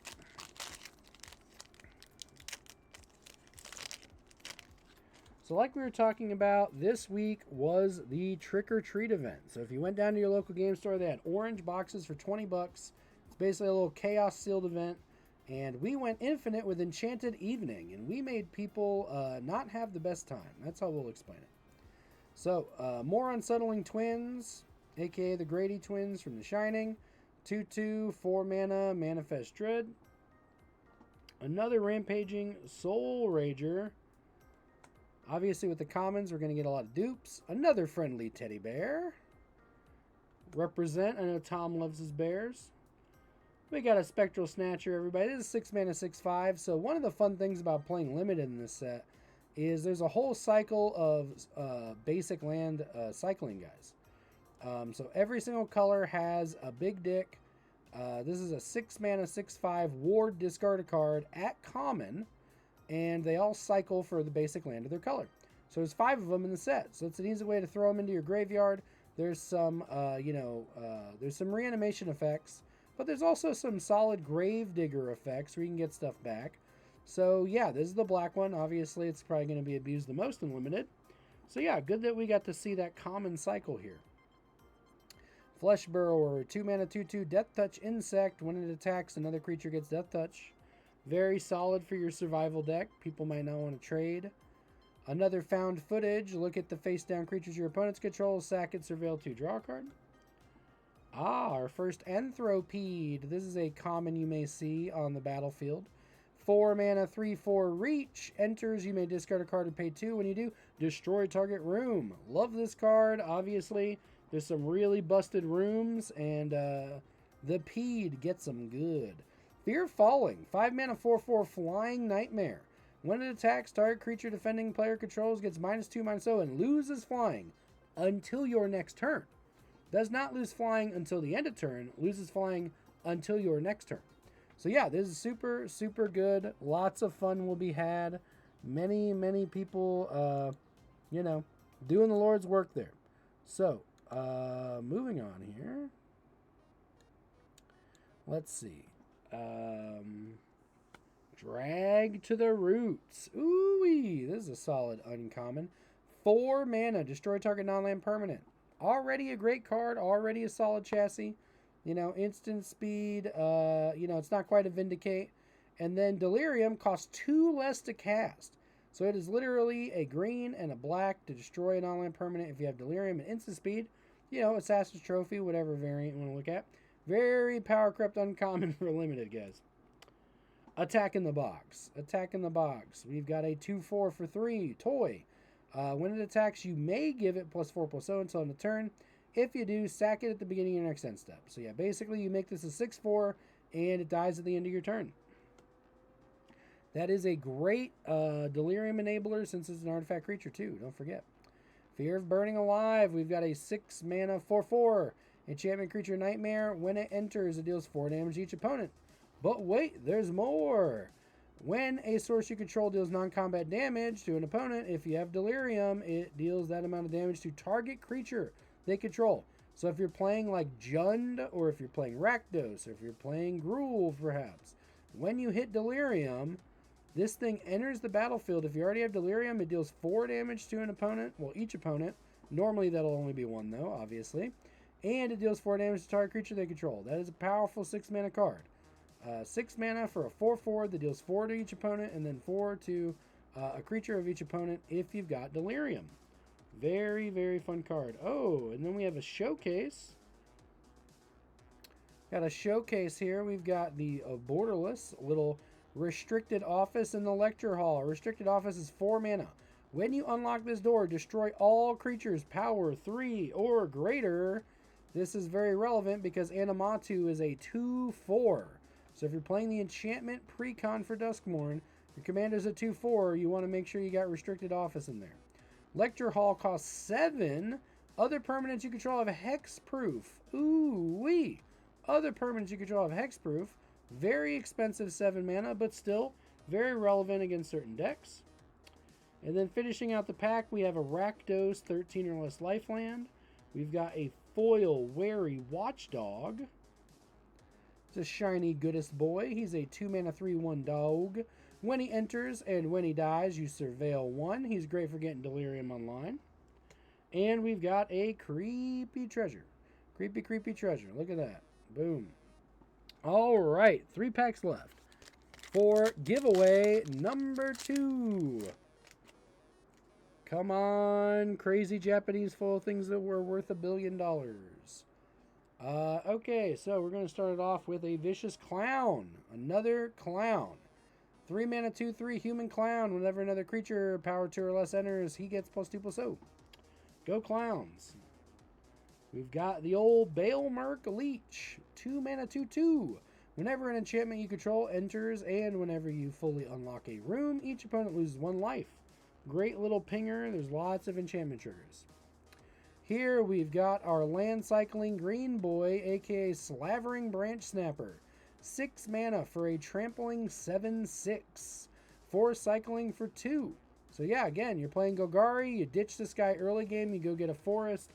Late game, you reanimate him, or maybe you grave dig him, cast him from your hand. Good, clean, fun. Classic Catholic magic. Alright. Next up, we've got the Tunnel Surveyor. This is a 3 mana human detective 2/2. When it enters, create a 1/1 white glimmer enchantment creature token. So yeah, the glimmers are great. There's eerie triggers. There's all kinds of stuff about creatures with power 2 or less. Lots of value. We got another Fear of Surveillance here. Non-foil this time. Just a 2 mana 2/2 vigilance. When it attacks, you surveil 1. Next up, we've got our first turn Inside Out. 1 red. Target creature gets +3/+0 until on a turn. When it dies this turn, Manifest Dread. So yeah, this is a great pump spell, and it gives you more value. It's great for a blocker if you're just going to kill a thing, then get your Manifest Dread. 1 mana. I feel like this card's pretty pushed, everybody. 1 mana +3/+0. When it dies this turn, Manifest Dread. Obviously, if it doesn't die this turn, you don't get the Manifest Dread. Next up, Clockwork Percussionist. A 1 mana artifact creature, Monkey toy. Haste 1/1. When it dies, exile top card of your library. You may play it until the end of your next turn. So we got an Impulse Draw, an artifact creature with haste for 1 red mana. This is common Ragavan. This is Pauper Ragavan right here. This card is very pushed. Next up, we have Flood Pit's Drowner. 2 mana, 2/1 flash Vigilance. When it enters, tap target creature an opponent controls and put a stun counter on it. 2 mana, tap, shuffle it, and target creature with a stun counter into their owner's libraries. This can really be a lifesaver against some of the craziest mythics you may come across. You may need to, really blow them out by shuffling it back into their deck. We've got Popular Egotist. 3 mana, 3/2. Pay 2, sack another creature or enchantment. It gains indestructible until the end of turn and you tap it. So if you're declaring attacks, they block. You sack your guy, tapping it does nothing. It's still in combat, and now it's indestructible. Very useful human rogue. Next up, we have an Intruding Soul Rager. 2 mana, 2/2 spirit with vigilance. Tap, sack a room. Deals 2 damage to each opponent, draw a card. This is great for your rooms that don't have static effects. They just have an unlock effect, and then you use them up. You can now throw them away, draw cards, and shock your opponents. Glimmer Seeker, 3 mana, 3/3 uncommon survival, beginning a second main. If tapped, draw a card if you control a Glimmer. If you don't control a Glimmer, you create a Glimmer. So after the turn you get a Glimmer, this thing is just draw a card every turn. Very easy way to get card advantage. And last but not least, we have a Silent Hall Creeper, 2 mana, 1/1, unblockable. Whenever it deals combat damage to a player, choose one that has been chosen, put 2 counters on it, draw a card, or it becomes a copy of another creature you control. So yeah, this is a very powerful 2 mana unblockable. It's going to become a 3/3 unblockable. You're going to get value. And then it's going to become a +2/+2 copy of another creature, presumably, that you control. And then we have the Azorius, 13 or less life, tap land. And we have a foil. Let's play a game. This is clearly a reference to Saw. 4 mana sorcery, Delirium. Choose one. If you've got Delirium, choose one or more instead. Creatures your opponents control get -1/-1. Each opponent discards 2. Each opponent loses 3 and you gain 3. So yeah, let's play a game. Very powerful uncommon, dude. Modular uncommon. Lots of great effects here. So we're going to grab our foil. We're going to grab our rare. Let's get into the last 2 packs of giveaway number 2. Giveaway number 2. We are on the second to last pack here. So we got Unable to Scream. 1 mana enchant creature. Loses all abilities. Is a toy artifact. Base power toughness 0/2. As long as it's face down, it can't be turned face up. Very, very power crept claustrophobia. Fear of Immobility. One of my favorite fears. 5 mana 4/4. When it enters, tap a creature. If an opponent controls that creature, you put a stun counter on it. So the reason why it says that is because if you tap a creature you control, you can get your survival triggers if you're in green-white. And the Feeds. 2 mana 2/2. Delirium +2/+0 and Menace. So it's a 4/2 Menace in the late game. Great for the aggro deck closing out. Next up, we have an Innocuous Rat. A 2 mana 1/1. When it dies, you manifest Dread. Good value. We got a Wary Watchdog. When it enters and when it dies, you surveil 1. Give Into Violence. 2 mana, +2/+2, and gains lifelink until the end of turn. Ooh-wee, this is a fun little combat trick. Oh my gosh, look at this. We got a Borderless Damnation. So this is one of the special guest cards for the set. It's like a little showcase thing. Yeah, this is a Borderless Damnation. So for those of you who aren't 40-year-old men, black 2 sorcery, destroy all creatures that can't be regenerated. Very fun card. Yeah, this is the one of the special guest cards. Flavor text says, bound to a single house. Velvagoth simply expanded its boundaries until it consumed the plane, turning a vibrant world into a playground of terror. Ooh wee. Yeah, I think this card's like $12. So yeah, great value to whoever ends up with Damnation. Still got a pack left after this one too. Stay Hidden, Stay Silent. 2-mana enchant creature enters, tap creature. Creature doesn't untap. Pay 6, shuffle the creature into its owner's library, then you manifest Dread. Another great removal spell. Fear of Exposure. This is a 3-mana 5/4. Additional cost to cast this, you have to tap 2 untapped creatures or lands you control.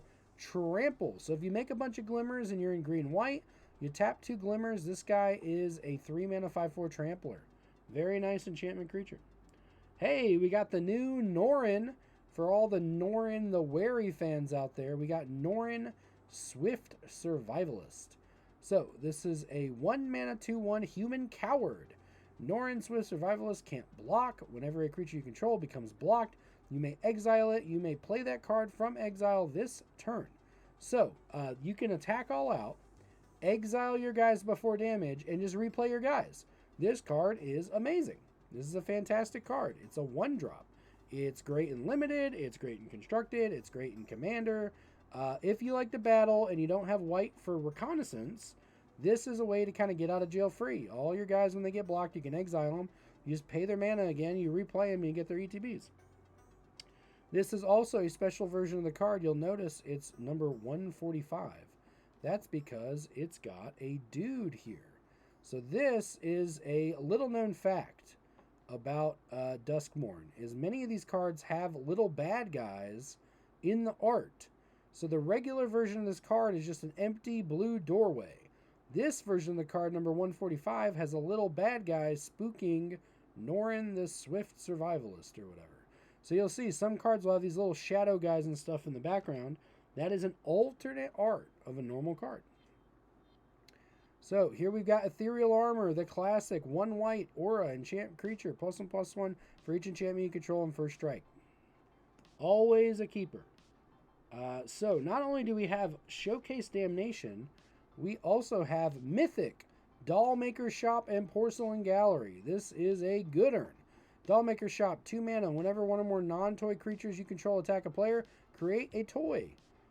Porcelain Gallery, pay 6. Creatures you control have base power and toughness equal to the number of creatures you control. This is a token player's dream. So yeah, this card on turn 2 starts cranking out toys every time you play a non-toy. Then on turn 6, creatures you control have base power toughness equal to the number of creatures you control. Amazing. So this Mythic is super bomb. It is amazing. It's especially good in decks like Hydras. Let's say you're playing the green-white Hydra from Phyrexia All Will Be 1. All your Hydras are normally 0/0s with a bunch of +1/+1 counters, potentially trample. Base power and toughness equal number of creatures you control.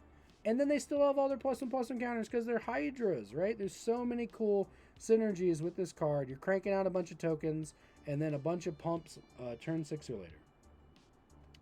So then we've got a Swamp. Nice.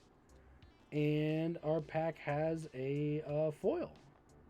A foil common. So we got a special guest and a Mythic and a foil Glasswork Shatteryard. So you can see here, it's the one that you unlock and deal 4, and then beginning of end step, deals 1 to each opponent. Very shiny card. Very pretty. All right. That's our second to last pack. And let's not forget, we got a Gremlin. We got a Gremlin in the house. Silent Babam says, love this card. Hell yeah. That white room is amazing. So, last pack. Last opportunity. Or will you let it slip? All right. We are going to take a big old gulp of water before we begin this last pack. Since I have entirely lost my voice. Okay, so we're starting off with a Fear of the Dark. Fear of the Dark is a 5-mana 5/5. It's an enchantment creature nightmare. Whenever it attacks, the defending player controls no glimmer creatures, it gains menace and death touch. Very powerful. If they're not in white or select cards outside of white, it is a 5/5 for 5 with Menace and Death Touch. Very good common. Now you know why I played Golgari and Orzhov, right? So, next up we have Bashful Beastie. 5 mana, 5/4 common. When it dies, manifest Dread. Yep. Great value for your 5 mana, 5/4 when it dies. Good to have, as long as it doesn't get exiled. So, we got another room here. 1 blue, Underwater Tunnel. When you unlock this door, surveil 2. And then for 4, we got Slimy Aquarium. When you unlock this door, manifest Dread, then put a counter on that creature. Great, especially if you are running the red-blue door deck that's in this set. There's a strong synergy of red-blue doors. Tasoli says, Fear the Dark, great song too. Emerge from the Cocoon, 5 mana. Return target creature card from your graveyard to the battlefield, gain 3 life. We're coming back to the OG Reanimator color. Don't forget, way back in 1994, Mono White was the best reanimation color, and then soon after, Green White was the best reanimation color. Our music is getting too loud. Okay, I will turn it down. I don't know. Maybe it was like asleep for a while or something. Okay. Emerge from the Cocoon. Again, White Reanimator common. Gain 3 life. Amazing common. If you pick up 3 of these, you will not be disappointed. You know what I'm saying? I probably wouldn't play that many, all joking aside. Rip Chain Razorkin. 4 mana, 5/3 reach. Pay 3, sack a land, draw a card. Gotta love it. You gotta love it. You gotta love it. Good stuff. Next up, we have Glimmer Burst. Glimmer Burst is a 4 mana, draw 2, create a Glimmer. It's an instant. It's good value. Ah, yes, the Chandelier. We have Malevolent Chandelier, 6 mana, 4/4, artifact creature construct flying. Pay 2, put target creature card from a graveyard on the bottom of its owner's library, sorcery speed. Thank goodness this is sorcery speed, because this is really degenerate already. It'd be even more insane if it was at, if it was at instant speed, which is probably why it's just a common. If it was an uncommon, though, I could see this in instant speed. Let me know if you guys have any problems with the volume mix, if I'm too quiet or the music's too loud or anything like that. Just keep me updated. Savior of the Small, a 4 mana 3/4 core survivor, throwback to Zendikar. Survival, second main phase, tapped, return target creature, mana value 3 or less from your graveyard to your hand. So this is one of those Gravedigger effects we were just talking about. Baseball Bat is a very, very powerful uncommon in my opinion. A Selesnya artifact equipment. When it enters, attached to target creature you control. Equipped creature gets +1/+1 whenever equipped creature attacks. Tap a creature. Yeah, this card's great. It taps every combat. You battle. It taps a guy. +1/+1. It's a great value and limited for sure. Next up, we have Unnerving Grasp. A 3 mana sorcery. Return up to 1 target non-land permanent to its owner's hand, then you manifest Dread. So this could be your guy with an ETB that you just want to bounce to your hand. It could be a room you control and you just want to unlock the doors, and now you want to put it back in your hand and unlock the doors again, and you get a dude out of it, you manifest Dread, which is already worth 2 to 3 mana in my opinion. Very strong. Ooh, next up we have the rare Waltz of Rage. This is a 5 mana sorcery. Target creature you control deals damage equal to its power to each other creature. That's all of your creatures and theirs. Okay? Each other creature. This is not a one-sided board wipe. Until end of turn, whenever a creature you control dies, exile top card of your library, play it until the end of your next turn. This card's amazing. You pick your biggest guy, you kill every other creature on the battlefield, and you get to impulse draw like 5 times. This is a very powerful rare and limited. It's also got a ton of great combos in Commander.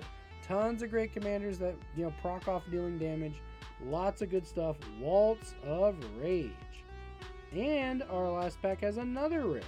We got a Marvin Murderous Mimic. Look at this creepy little guy, huh? Marvin the Murderous Mimic is a 2 mana toy. He has all activated abilities of creatures you control that don't have the same name as this creature. And he is a 2 mana 2/2. That is Marvin the Murderous Mimic. What a creepy little guy.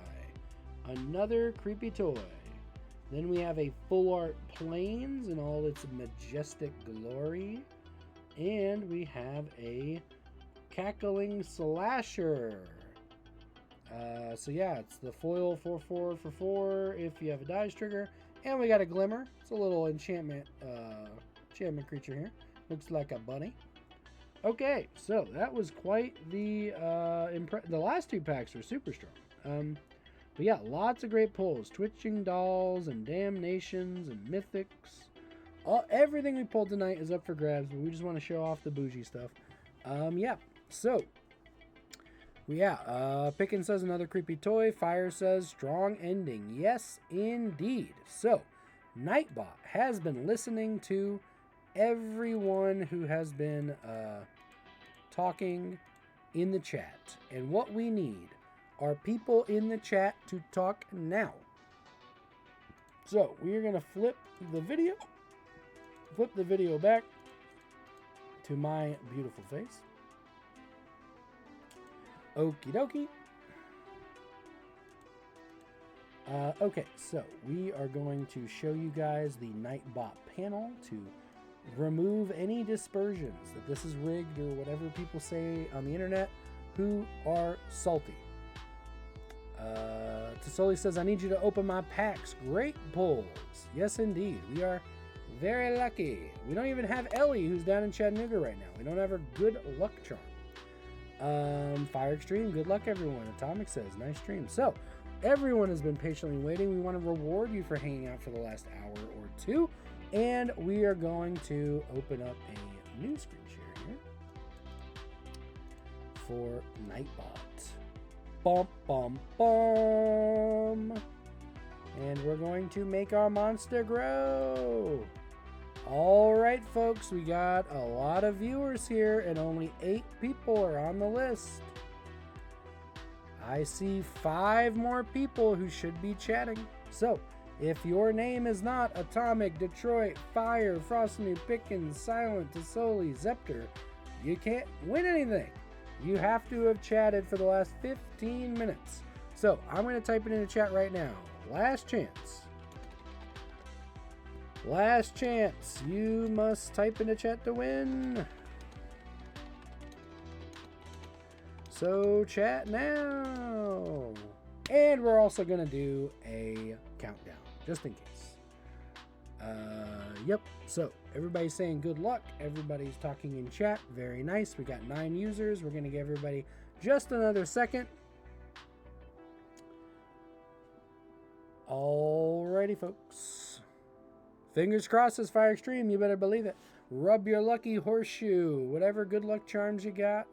Pull your lucky hand grenade out. Whatever it is you've got, folks. Make it happen. Zarku, you are right here, second to bottom. They should be in alphabetical order. Yes, indeed. There is a 5-second delay on the stream. I don't know how to stop that, so that's probably just the way it works. Yeah. And then Pickin says Nightbot wins, which is a running joke in the channel, of course. As per usual. So, what we're going to do is we're going to click roll it, and it is going to do our giveaway. So, without further ado, folks, we will hang out after this, and we'll look at some more spoilers, sure. But, for those of you here for the giveaway, the time has come. So, we're going to do a countdown in chat. We're going to count it down from 5, to 4, to 3, to 2, to 1, and then I'm going to click roll it. So, let's begin. 5, 4, 3, 2, 1. And tonight's Duskmorn Bundle winner is Frostnoob. Congratulations. All right, everybody. Thank you so much for playing. Everyone is a great, sport, of course. Every month, normally the last Sunday. This time, of course, we did it for Halloween. We've got a fantastic giveaway every single month.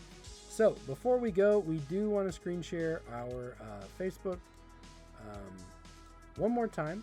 We want to show everybody our events coming up. So before you jump off here, you definitely want to check out our events page.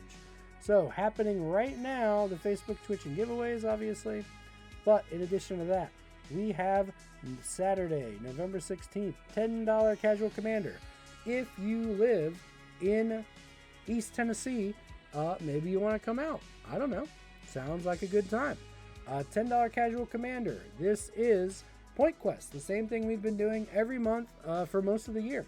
So, Rocky Top Game Con way back in May. Every month after that. Every month we do a $10 Casual Commander. Thanks everybody for coming out. Thank you for supporting the channel. Obviously, we super appreciate everybody for the follows. Following requires nothing but a click. Please follow the channel. That is how we can afford to give away free stuff. Please like our Facebook page, BlackPoloSociety. That's how we afford to give away free stuff. But yeah, $10 Casual Commander. Everyone wins. We're talking about custom BPS dice. We're talking about tons of booster packs, collector packs. That's what that 2,000 count card box is for. That is for Casual Commander. So every month we do these giveaways. And every month we do Casual Commander. So the way Casual Commander works is every time you win a pod, we actually roll dice to determine what packs you get. And it's just a really fun format. And so Casual Commander requires a point sheet. So what we do is we have a list of things you can do to get points. So let's talk about it real quick. We were looking at some spoilers, and we were discussing in chat what it means. So if we go back to events and we look at old events, you can actually see what the sheets look like. It's super easy. You just go to discussion and we click on a sheet. So then we're going to zoom out. Okay, there we go. So now you guys can kind of get a feel for it. All right. So everybody, this is kind of how it works. All right. We've got a score sheet here. All right. And the way it works is just because you win the pod does not mean you win the points, does not mean you win the prizes. That's why it's casual. So you can play a pre-con and you actually get bonus points. Up here at the top, you can see you get 3 bonus points for OK Boomer. Play a commander originally printed 10 years ago, aka 2014, older than 2014. Regular guy, play a pre-constructed MTG commander deck list. So if you play a pre-con out of the box, you get 3 bonus points. You get points for mulliganing. You get points for being the first person to deal damage and blow stuff up. You get points for having 5 or more creatures of the same type. Points for artifacts. Points for enchantments. Points for instants and sorceries. Points for dealing damage. Points for casting a spell that costs 10 or more mana. And you lose points for playing stacks. You lose points for blowing up lands. You lose points for extra turns. You lose points for playing cards like Thassa's Oracle. All of these things are called bad guy points. And so, playing Casual Commander, doing stuff, you get points. Doing bad things, you get bad guy points. And then at the end, you get points for every player you kill. So, at the bottom here, we have what we call the end game. And that would be at the bottom here. Kill, melee, Juggernaut. You get a point for every player you kill with direct damage or loss of life. You get 3 points for everybody you kill with combat damage. The good old-fashioned way, right? You get 5 points for every person you kill with combat damage, and you deal commander damage. And then we've got, you get a bonus point if you win the game with 9 or less life, or 9 or less cards in your deck. You got Look Ma No Search. You get bonus points if you don't search your deck for non-land cards. So if you're not playing a bunch of tutors, you get points. And then popularity contest. Everyone votes for their favorite deck theme at the end of every game. And so what happens is we just add up the points, and that's who wins the pod. That's who wins the collector boosters. That's who wins the regular packs. We also do $10 in store credit every round you win at the game piece. So you pay $10 to get in. Every single round you can win $10 in store credit. Plus we give away custom dice. Plus we give away promo packs. Plus we give away collector boosters. So tons of great value. Lots of fun. Lots of precons. Lots of unique decks that would not be considered competitive necessarily. So definitely something to check out, people. I know this is a daunting thing. the big score sheet. I know it's confusing, but let me promise you, once you actually play with it and you have a scorekeeper at the pod, you don't have to be the scorekeeper, all right? Just one person is going to be sharpening this stuff down. It's super easy, okay? You'll get used to it in no time. Long story short, if you bring a pre-con, you're going to have a fun time, okay? But yeah, it's every month, and so this next month in November, Foundation's pre-release is November 9th. November 9th is Foundation's pre-release. And so release weekend is our points quest. Release weekend is our points quest. And so what that looks like, if my internet didn't crash. Okay, so my browser is frozen right now. I may have lost internet. So let's give it a second. See what happens here. We'll give it another moment. Oh no.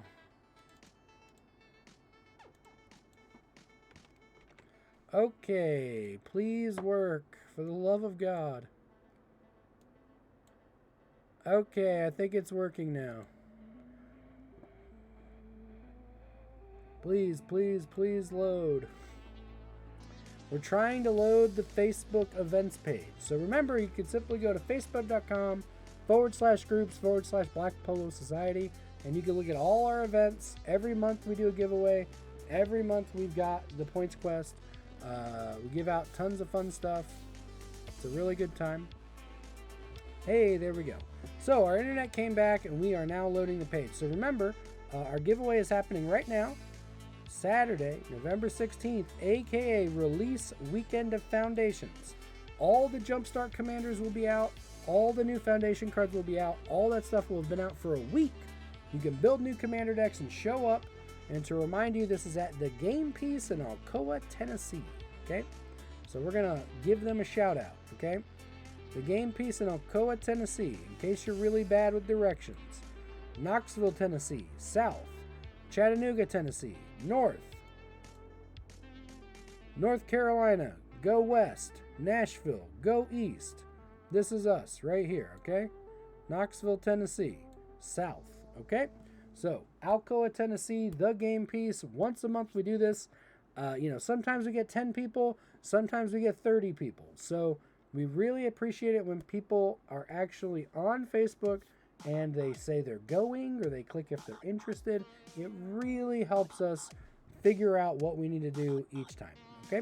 So yeah, we really appreciate you guys. See, we already had 9 people respond to the event. Thank you so much. But yeah, just a moment here. I will leave this up just so that people can read it real quick. You can kind of read this description here. The format revolves around fun. The score sheets reward many things, including battlefields, damage, killing. They penalize infinite combos, win effects, extra turns. You cannot die before turn 5. You will always get to play turn 1, 2, 3, 4, 5 before you die. Even if somebody wins the game on turn 2, everyone keeps playing. Everyone keeps earning points. Again, it's Casual Commander. Because we give out promo packs and it's a Wizards event, with those new Duskmourn promos, you can't play with fakes. So just keep that in mind, okay? You can't play with fakes in your deck because we're giving out Wizards promos. It is a WPN event. You can't play with fakes in a WPN event. But that being said, it's an insane value. Most people are going to get $10 in credit or more, plus 2 promo packs, maybe a collector booster, and custom dice. That's an insane value for $10 with no stakes, right? Super fun, super casual. So, for those of you that may just be joining us, I see some viewers popped in. We're talking about $10 Casual Commander every month in East Tennessee. Right now, the Game Piece in Alcoa, Tennessee, we play $10 Casual Commander. Lots of fun. Again, it's the whole score sheet rewards this mindset of playing the game, building a battlefield, smashing people to death. It's just a really fun time. So this is our flyer for Points Quest we made back at Rocky Top Game Con, which is a massive event, okay? But yeah, Point Quest Commander, as you can see here on the left-hand side. Does winning equal fun? We encourage balanced games and punish CDH. So it's just Casual Commander stuff. Winning before turn 5, you lose points. Playing win or lose fills, you lose points. Going infinite, you lose points. Taking extra turns, lose. Destroying lands, looping combos, stacks effects. Taking mulligans, having lots of creatures, playing a theme deck, winning through combat, casting big spells, playing tribal, making friends. Because remember, like we were talking about, at the end of every pod, you actually vote and that gives you 1 point. So even if somebody's got 20 points and you have 0, maybe they'll vote for your deck. Maybe they'll get a point that way. I don't know what to tell you. But yeah, it's a really fun time, and it's something we've been honing, polishing, making better every single month, the entire year. And so we have had 10 or so of these in a row now, every month. And again, super fun format.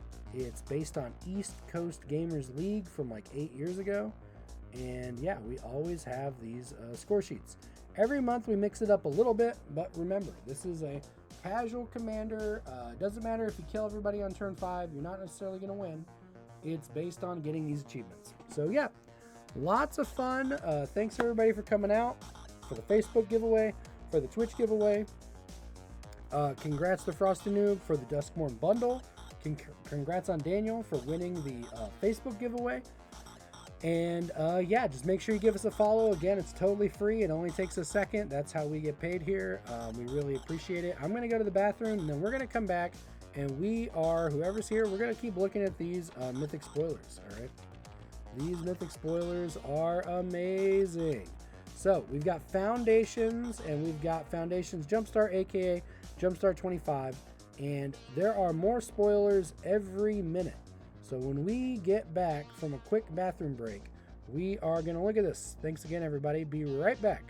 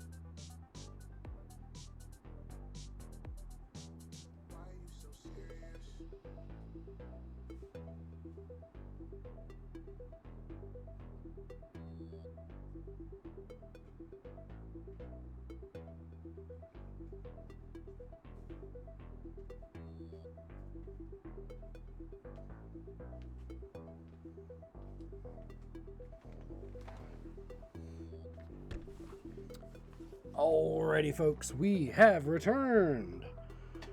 Okay, so like we were talking about, we've got Foundation spoilers going down. All right, we got all kinds of spicy reprints, brand new cards, commanders, all that jazz. So yeah, lots of shenanigans will be had. So let's talk about it. I guess first we probably want to talk about just the newest spoilers. So we looked at this 2 hours ago. There's already more cards spoiled. The first thing that catches my eye is this insane card called Quake Strider Ceratops. Okay, Quake Strider Ceratops, 6 mana dinosaur, 12/8. That's right, 12/8.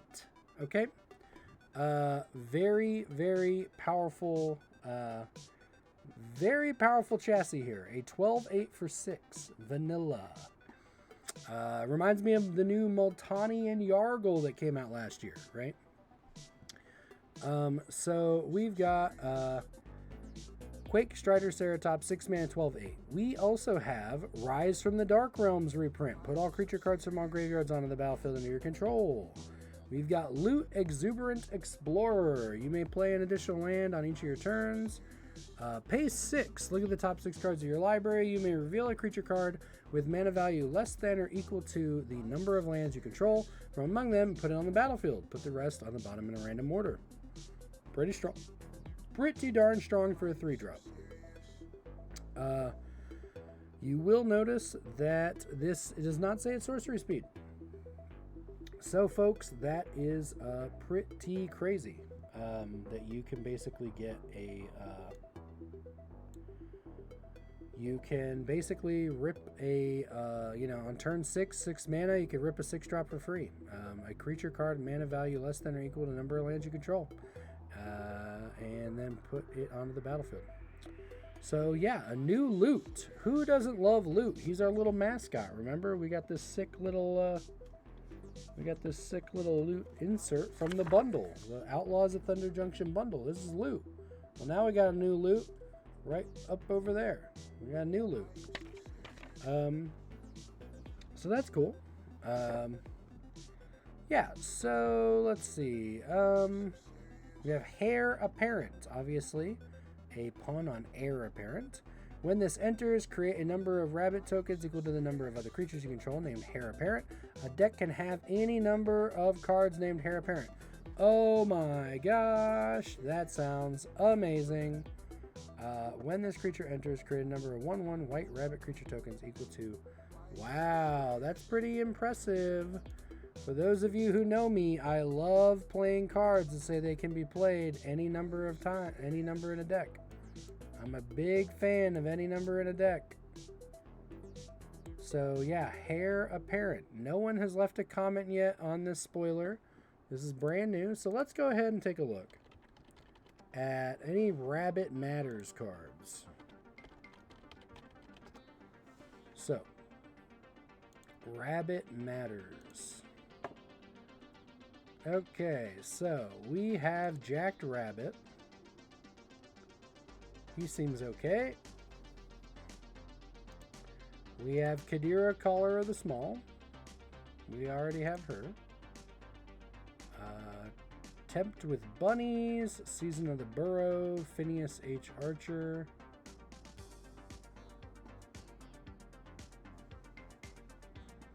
Phineas, that's a good one. Yep. Okay. So, very interesting. So, what we're going to do is we're going to pull this up. And we're all going to look at it together. Whoops.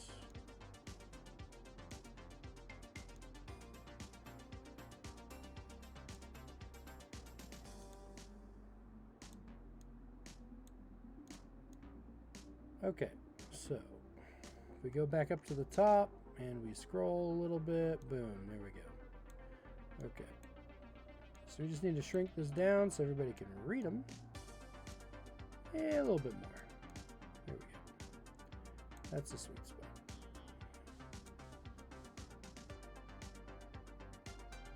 So, we are basically on Scryfall right now just looking at rabbits. Okay, we're looking at cards that talk about rabbits in their rules text, chat. So, if you have any questions about that, feel free to type it in the chat. Oh, Zarku says I need to talk with you, buddy. Okay, well, yeah. Faux show. Shoot me a text or shoot me a Facebook message, man. We'll get you hooked up. Yeah, so.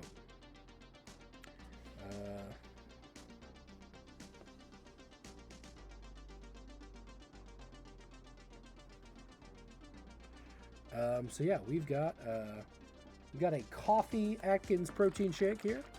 Could always use more protein, could always use more caffeine, am I right? You need big, strong muscles if you want to flop cardboard, play Magic.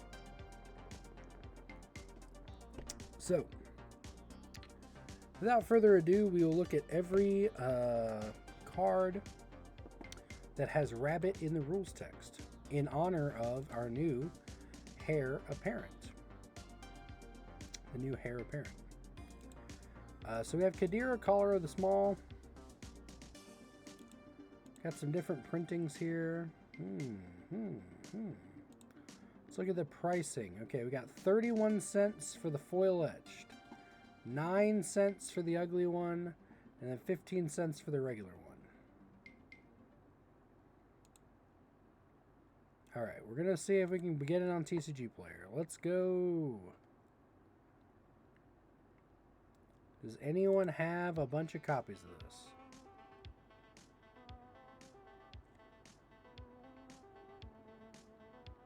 Alright, we got a guy with 186 of these. We got a guy with 9 of them. That one seems more doable. Alright, we would effectively have to order 200 of these to get this discount. What do you think, chat? Should we literally order 100 of this chick? At 30 cents. I say we order 9 of them. That's what I say. It's good, clean fun. Okay. So let's pretend 9 is the magic number. We're going to add that to our cart. We're going to go back. We're going to keep looking at stuff here. So that's Kadira. She seems pretty good. We got Jacked Rabbit. Let's look at him on TCG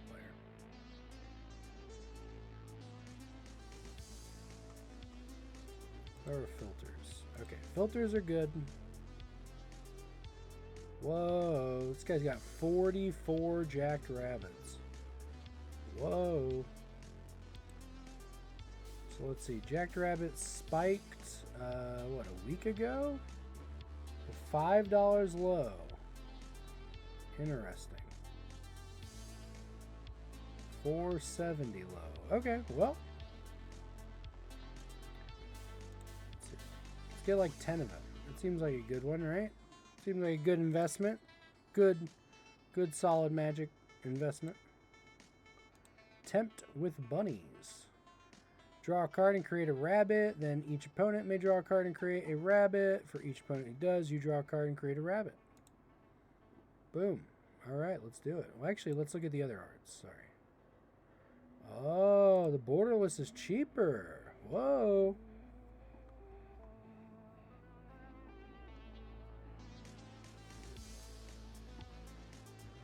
A lot of one-ofs here. Nobody's got multiples. We got a couple of 2s. We don't have anybody with a stack. Oh, here we go. 217. All right, we'll get 10 of these. Boom. All right, moving on. Our rabbit deck will be legendary. So we have an uncommon. Okay, now we get into some mythics. Warren, War Leader, Offspring. Whenever you attack, choose one, create a rabbit. Or attacking creatures get +1/+1. Okay. This is a pretty good effect. So let's go Season of the Burrow. Create rabbits, exile non-land permanent, draw a card. Return a permanent 3 or less from graveyard to battlefield with an indestructible counter. Whoa. Yeah, this card's pretty fun. Let's see. So we've got all these different prints. Oh, wow. This one seems really cheap. I wonder why that is.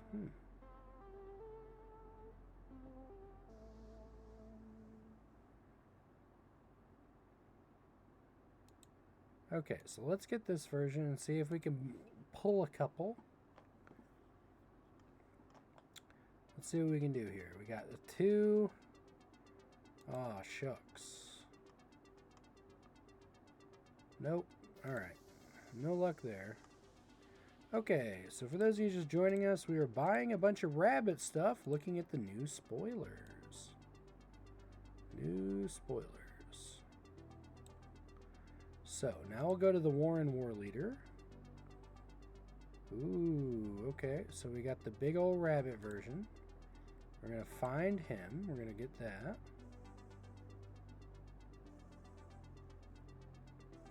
Okay, we got one guy with 2. That's it, huh? Another guy with 2. Dang. What's going on here?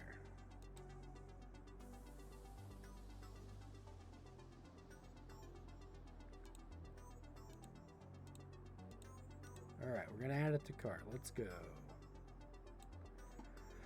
Alright, chat. Moving on in our giant buyout, we have whenever another frog, rabbit, raccoon, or squirrel you control enters, put a counter on this guy. Okay.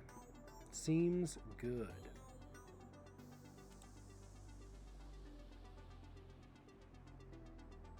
He would appear to be pretty cheap.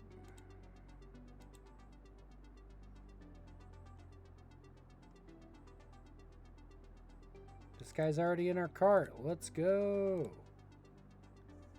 Winning. Okay, let's get Phineas Ace Archer.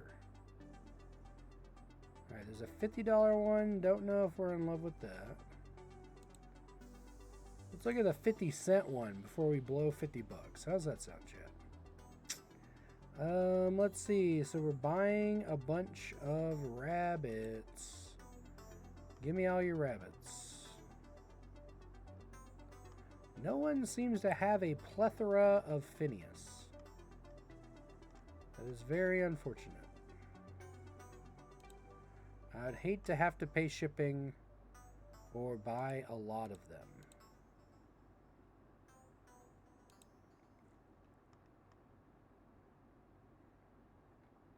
So 3 plus $1 shipping, 70 cents, that's $2.10. We have to find $3 more from that guy. That person took a picture of their 20-cent card. That's a bold strategy. Not sure if I'm on board with that. This guy's got him locked in at 80 cents. 88 cents, and he's got 26 of them. 88 cents, and he has 26 of them. Decisions, you know? Let's just keep looking. Let's just keep looking while we're buying out rabbits right now.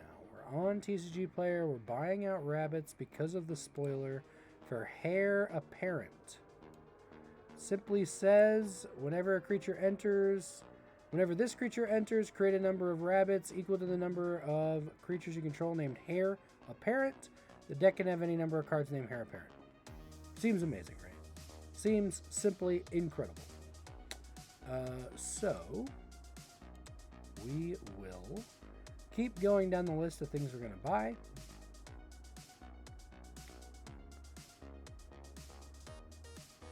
So we're looking at the Valley Quest Caller here. How many rabbits will we buy?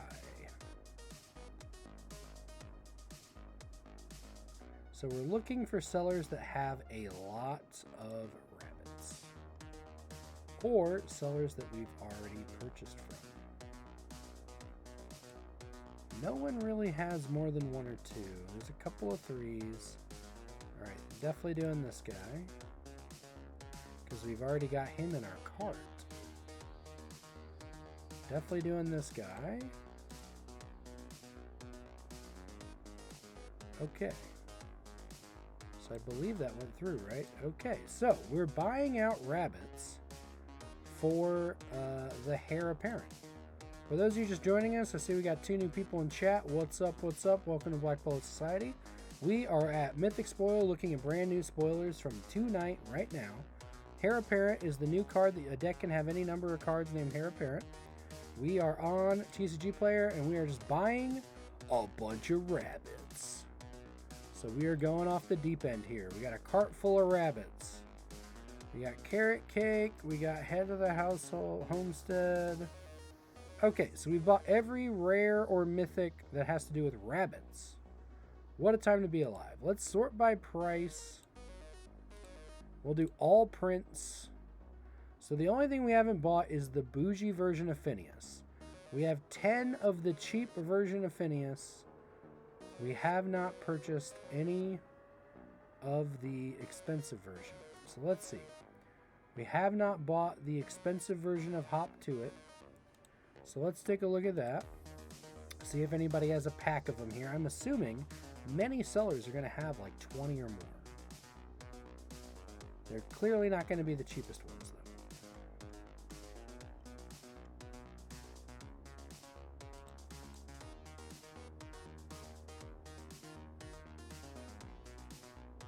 though. $13 at $1. Well, that's not worth it. Yes. So let's go ahead and just start buying packs and just kind of see what happens, you know? Shout out to Pickens, who we're listening to right now, hour 13 on Spotify. Graciously lets us jam out. So let's see if we can snipe a little Phineas Archer action here.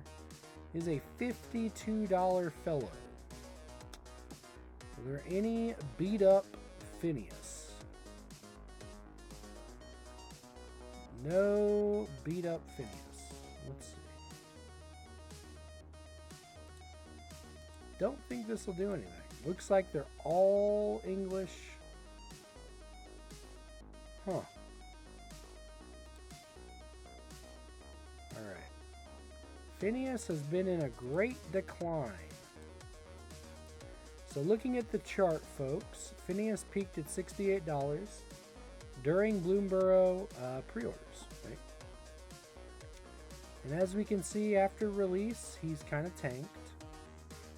And from $68, he is now $51. We have a near mint foil here. This Cafe Gaming near mint foil for $47. Ah, we have an AMZ TCG for $52. It's a $5 difference, but we'll get the free shipping on the guys we already bought.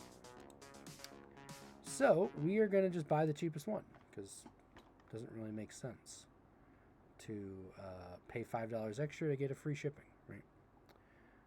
So that's pretty much it for every rabbit that matters. Let's look at our cart. So our cart's $150 on our rabbit shopping spree, all right? So let's see. We are $3 away and 60 cents away for free shipping. Let's see if we can hit 60 cents. What is this guy packing that we want? Let's see what he's working with here.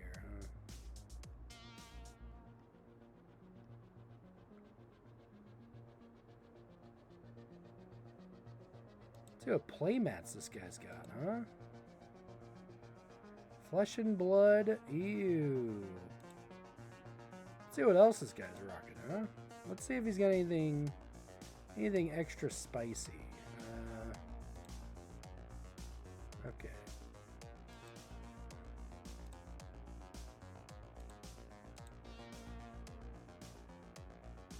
Okay, so this flesh and blood vendor. Remember, folks, we have to spend 60 cents to get to free shipping. 60 cents here. Everything sealed as flesh and blood. Not interested. Not our thing, right? We're just here to spend 60 cents on magic cards. So let's see what other stuff we've got.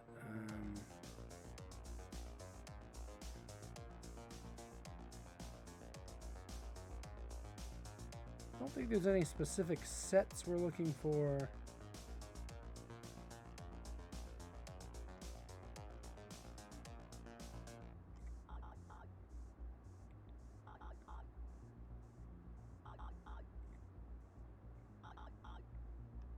We only need 60 cents out of this guy. Let's see what else we're working with here.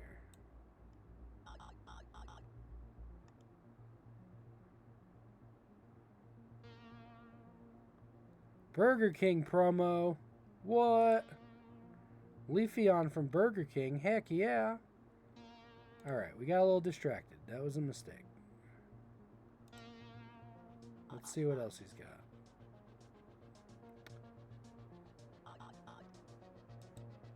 So this seller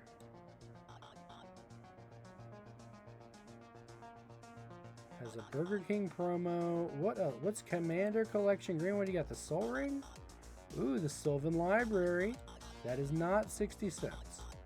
So let's just sort by best selling and see. I mean, this seems like a shoe-in, right, chat? We need to buy 60 cents from this gentleman or lady. And they have a 60 cent swamp, full art. So if we go 60 cents, market is 60 cents. So yeah, we're good. Okay, so we're gonna go back to our cart now. we're going to hit the free shipping threshold on our first bundle. So now we're on free shipping. Now we need $3 from AMZG MTG. So we need 3 American doll hairs to hit free shipping threshold on our rabbit haul. So the question becomes, what lands do we want for our rabbit deck? Are we going to go with this Plains, perhaps? Let's grab some basics, because you can never go wrong with full art basics. Bloomborough Forest. You know, this is a good one. Bloomborough Forest is a good one, because we're building Bloomborough, we got rabbits. It all makes sense. It all makes sense. You know, that checks out. So let's see what else this guy's got. We need $3. We need to spend 3 American doll hairs. We need to spend 3 American dollars for free shipping. Thanks for the people who just jumped into chat. Please follow. We'll love you long time. So we are currently looking at the brand new spoiler, Heir Apparent. A deck can have any number of Heir Apparents. When it comes into play, you make a 1/1 rabbit for every other Heir Apparent. You just make a million rabbits. So we are on TCG Player. We are buying out hundreds of dollars of rabbits right now. Thank you for joining. So we are trying to spend $3 to get free shipping with AMZG TCG. So we are currently going through chat, picking out things worth $3 to buy for our rabbit decks. What do we want is the question, you know? I always can use more brokers' hideouts. We need to hit $3. I'm going to buy all 7 of these. That's $3.50. We'll go to checkout and lock it in. Package 1 is now free shipping. Package 2 is now free shipping. Let's move on to, we got free shipping here. Okay, so this seller, I thought we already had free shipping. It's $47 for Phineas. What is that about? How do we not have free shipping? This is unacceptable. Free shipping.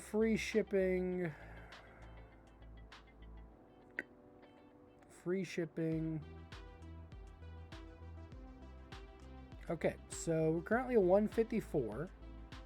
That's a lot of rabbits. It doesn't really need to make sense. It's a lot of rabbits. So let's go back up to the top and see what needs more shipping. Free. There's no free shipping. Free. So we could actually dial this one back. We can go down to 6. This one's good. That's good. Okay, we clearly don't need 10. Let's do 8. That's a nice round number. Who doesn't want to tempt with bunnies, right? That's good. White Lion. Oh my gosh, we need $4. $4.02. Let's see how many more we've got. 1. Okay, yeah, let's do it. $4.02. Let's dig deep, chat. Spend $4 with this fine fellow. Oh, he's got Bloomborough. Let's see. We need to spend $4. He's got Bloomborough Forests. 2 listings. Okay.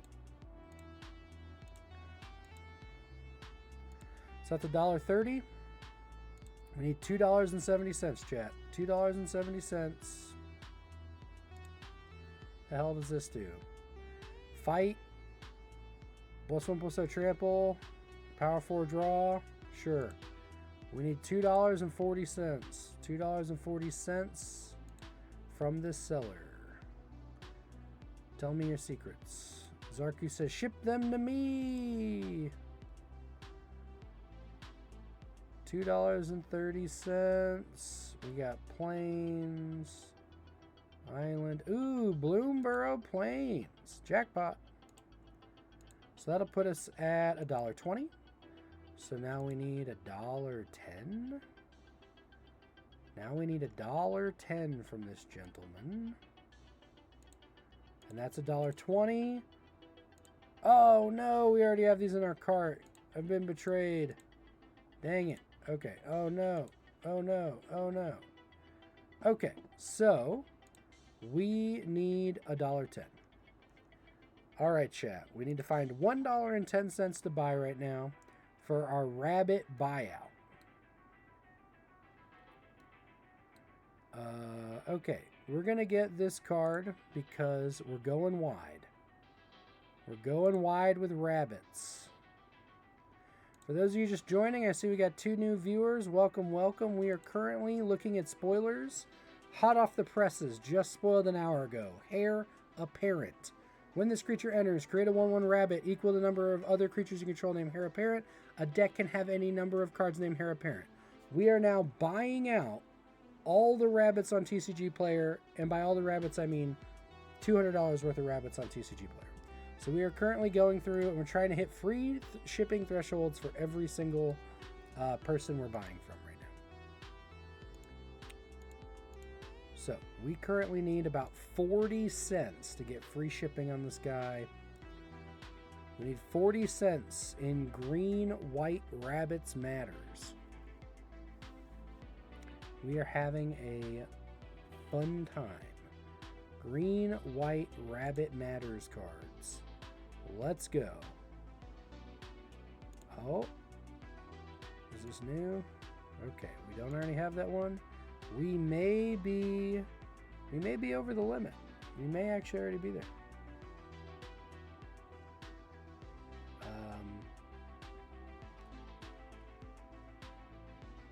Hey, this is the rabbit land we needed.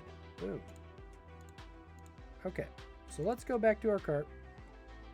All right, so free shipping, free shipping, free shipping, not available, free shipping, free shipping, free shipping, free shipping. We need, okay, folks, final stretch. We need $2.66 for the last package to have free shipping. $2.66. $2.66. Who can it be now? Okay, we are looking for full art basics. We are looking for green, white rabbit stuff.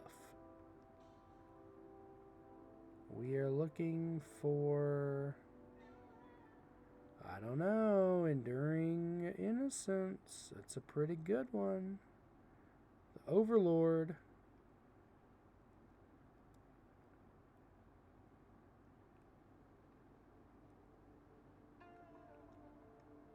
Let's take a look at Enduring Innocence.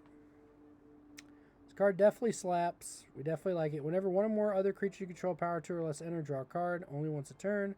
Whenever it dies, if it was a creature, return it under its owner's control. It's an enchantment. So we know this card is going to do work. It's on a down. It's on a little bit of a dip. What's TCG low? Okay, so this is a little overcosted. This guy's going crazy. We'll hold off. We need 266. Let's keep going. Let's keep digging. 266, guys. Let's bring it on home here. What are we working with? Sarku says, "Give me fuel, give me fire, give me rabbits I desire." Hey-o. I got Fallout Plains. Those aren't exactly rabbits. But we need 266, which means if we just lock in 10 of these, 266, sorry, 11 of these. Let's go ahead and just go all in. We can never have too many Fallout basics. Am I right, folks? Fallout basics are very nice. Let's see. Arid Archway. I think I actually need this for a deck.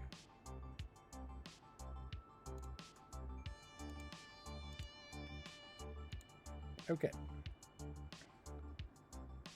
So we should be good to go. We should be at the threshold now. Let's double check our last cart free shipping threshold. Okay, so we knocked it out of the park. We actually went way over, so we're fine. We can do, we can pull this back like this. Yep, Okay. Now let's go for Enduring Innocence. And let's get the fancy art. We want the pretty lamb. Let's see if we can find the fancy art.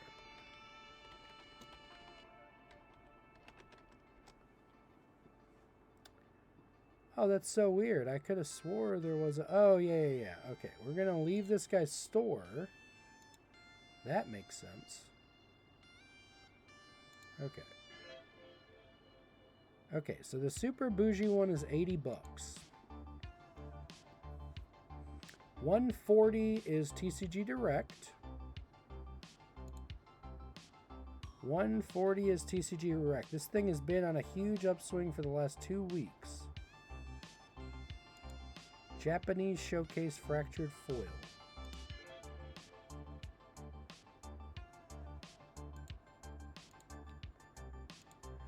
Oh, they're probably going to reprint that, right? Probably shouldn't spend 140 bucks on this.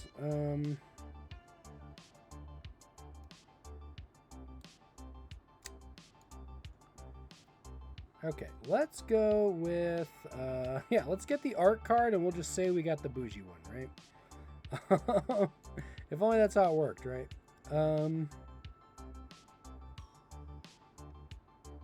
Okay, let's take a look at the $12 one. See if there's any beat up. Any of there's beat to crap. So 22 is the bottom right now. 20 is the cheapest. Do we have any that are obliterated?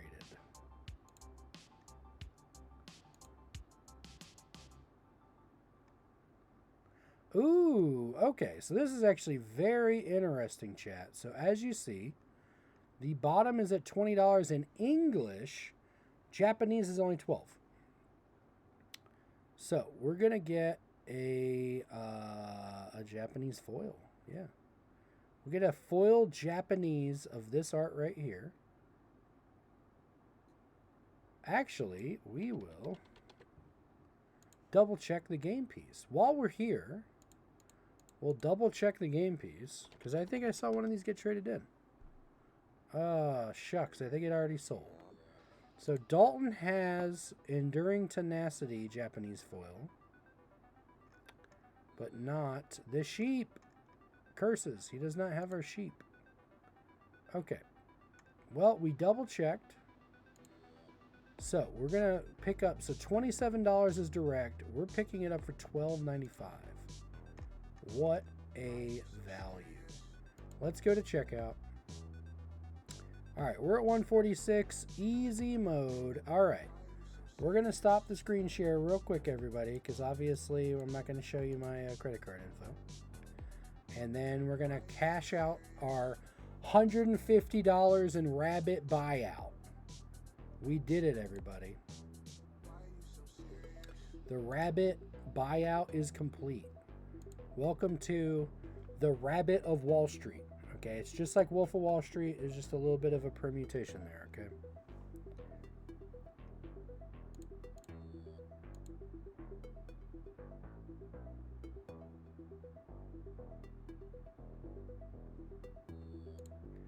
Okay, so we have cashed out. Oh, wait. Oh, we got to log into TCG Player. Then we're cashed out. Thank you for your patience, chat.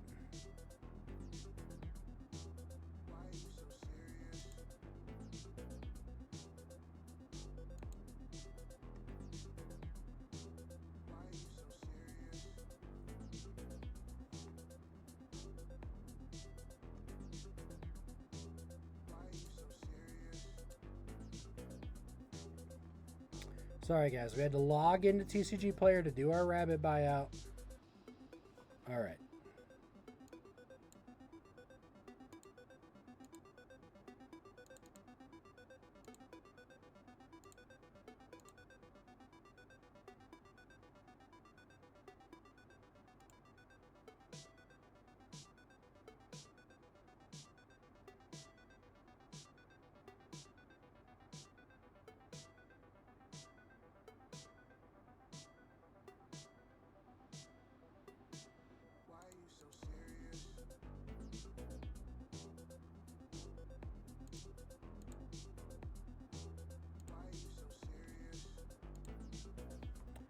Okie dokie. Mission accomplished. And you guys helped. So yeah, we managed to get our buyout. So we just bought $150 in dollar rares of rabbits. Look at that, everybody. So we are now going to take a picture of this for Dolan.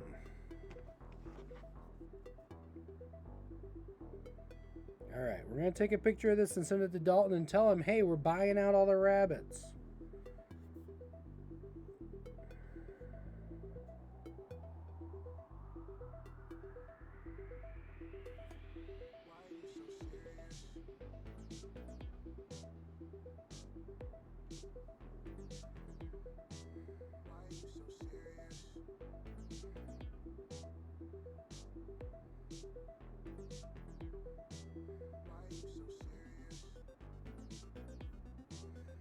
Okay, folks, so not only did we look at the Foundation spoilers and the Jumpstart spoilers, we found out that there's a new you can have any number of this card in your deck. That's amazing.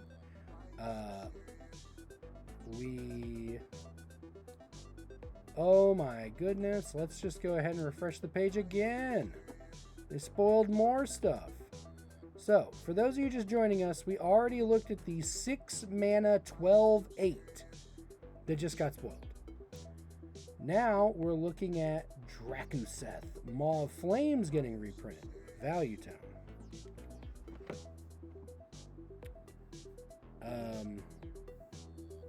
So yeah, we are having a crazy time.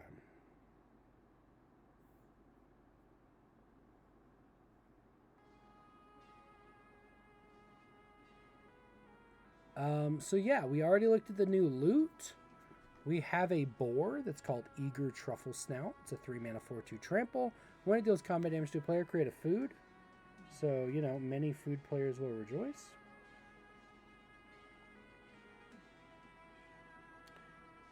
Yeah, so lots of great reprints. Rise of the Dark Realms, all those reanimation players. Anybody in chat like Reanimator?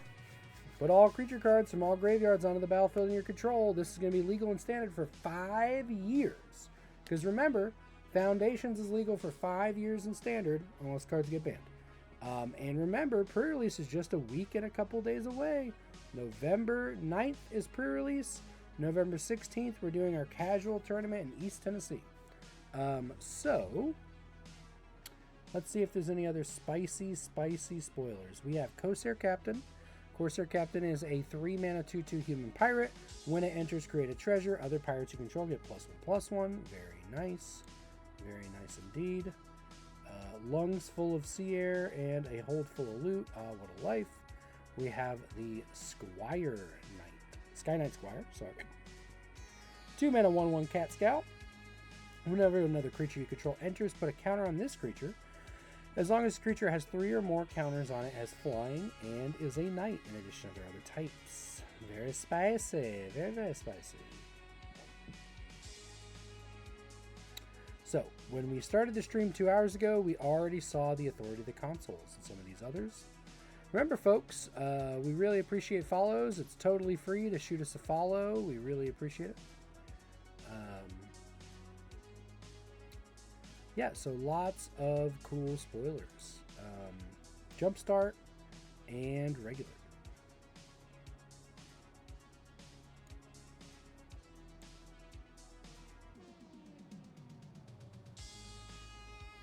Twin Flame Tyrant over here is a 5 mana 3/5 flying.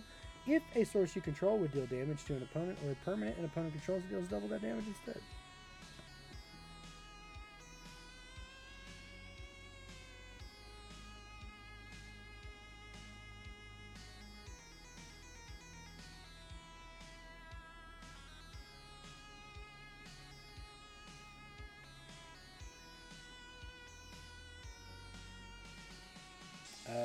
So yeah, we got lots of spicy spoilers. Bloodthirsty Conqueror, a 5 mana vampire knight with flying and death touch. He's a 5/5.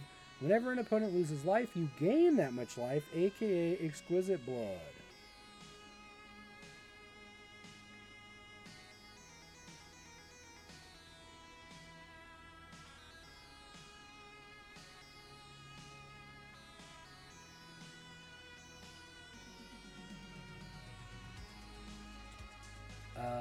So yeah, we've got some really good ones here. Omniscience is going to be in standard for the next 5 years.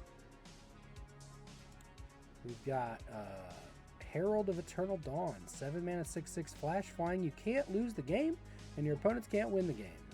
What a tremendous Platinum Angel buff, right? So let's see, Doubling Season reprint. Dude, Doubling Season's $50 right now. The set comes out in a week. We got a $50 bill getting reprinted in it. Let's see what else we're working with here. We got Arabo the First Fang. Other cats get +1/+1 whenever he or another non-token enters. Create a cat. Good stuff. Good stuff indeed.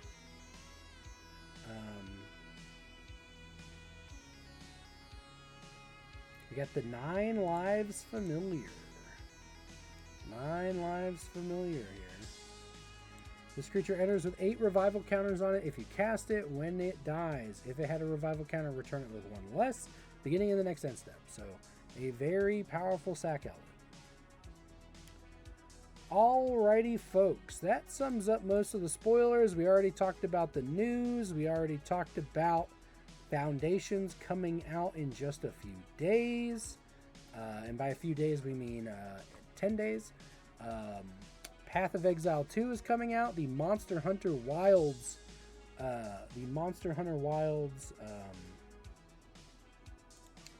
beta is out right now. Let's see if we can get that up here. See if we're cooking. See if we're cooking with gas. Let's see. Let's open up Steam. See if we can play Monster Hunter Wilds. Bear with me for just a moment, folks. If we can, we're going to go ahead and open up a new stream with Monster Hunter Wilds so that nobody gets confused on what the hell is going on, which is totally fair, obviously, right?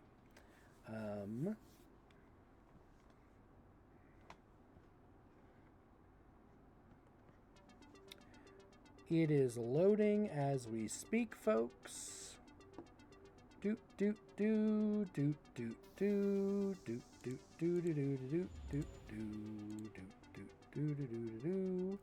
Give me just a second, folks. We can't stream it until we see if it works.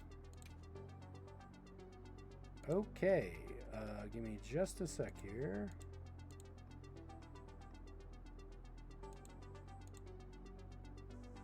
Okay, so we can play Monster Hunter. We are going to...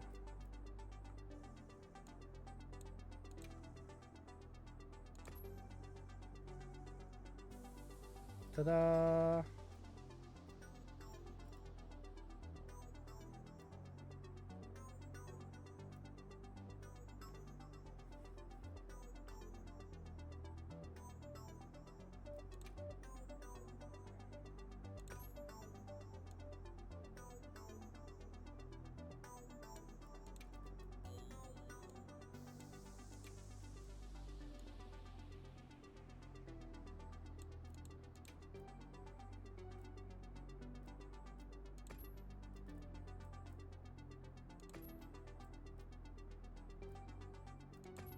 Okay, we're just getting through the settings really quick. I have to put in my birthday, so obviously we're not showing you guys my credentials and stuff. But the second we get through and we're actually playing the game, we will be screen sharing that, obviously. So thank you so much for your patience, everybody. Really appreciate it.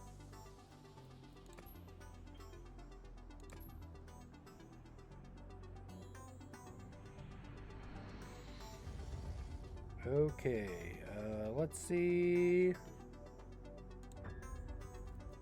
Options, display.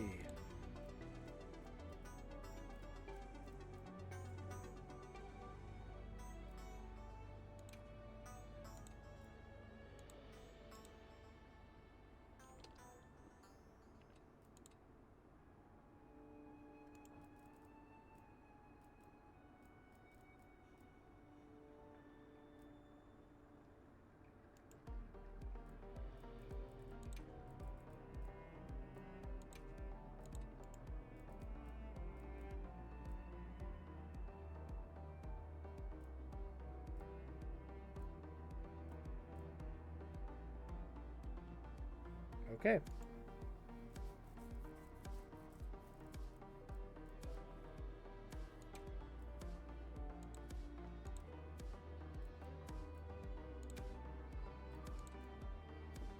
All right, everybody. So what we're going to have to do here, unfortunately, is we're going to jump out and jump back in. So for those of you just joining us, I see we got a bunch of viewers.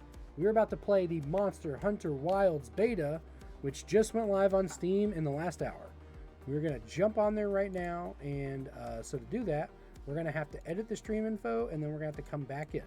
So we're going to do Monster Hunter Wilds beta live. Boom. And that way no one's confused, because we're a Magic stream and we're switching games, and that would make no sense. So we're going to switch to Monster Hunter.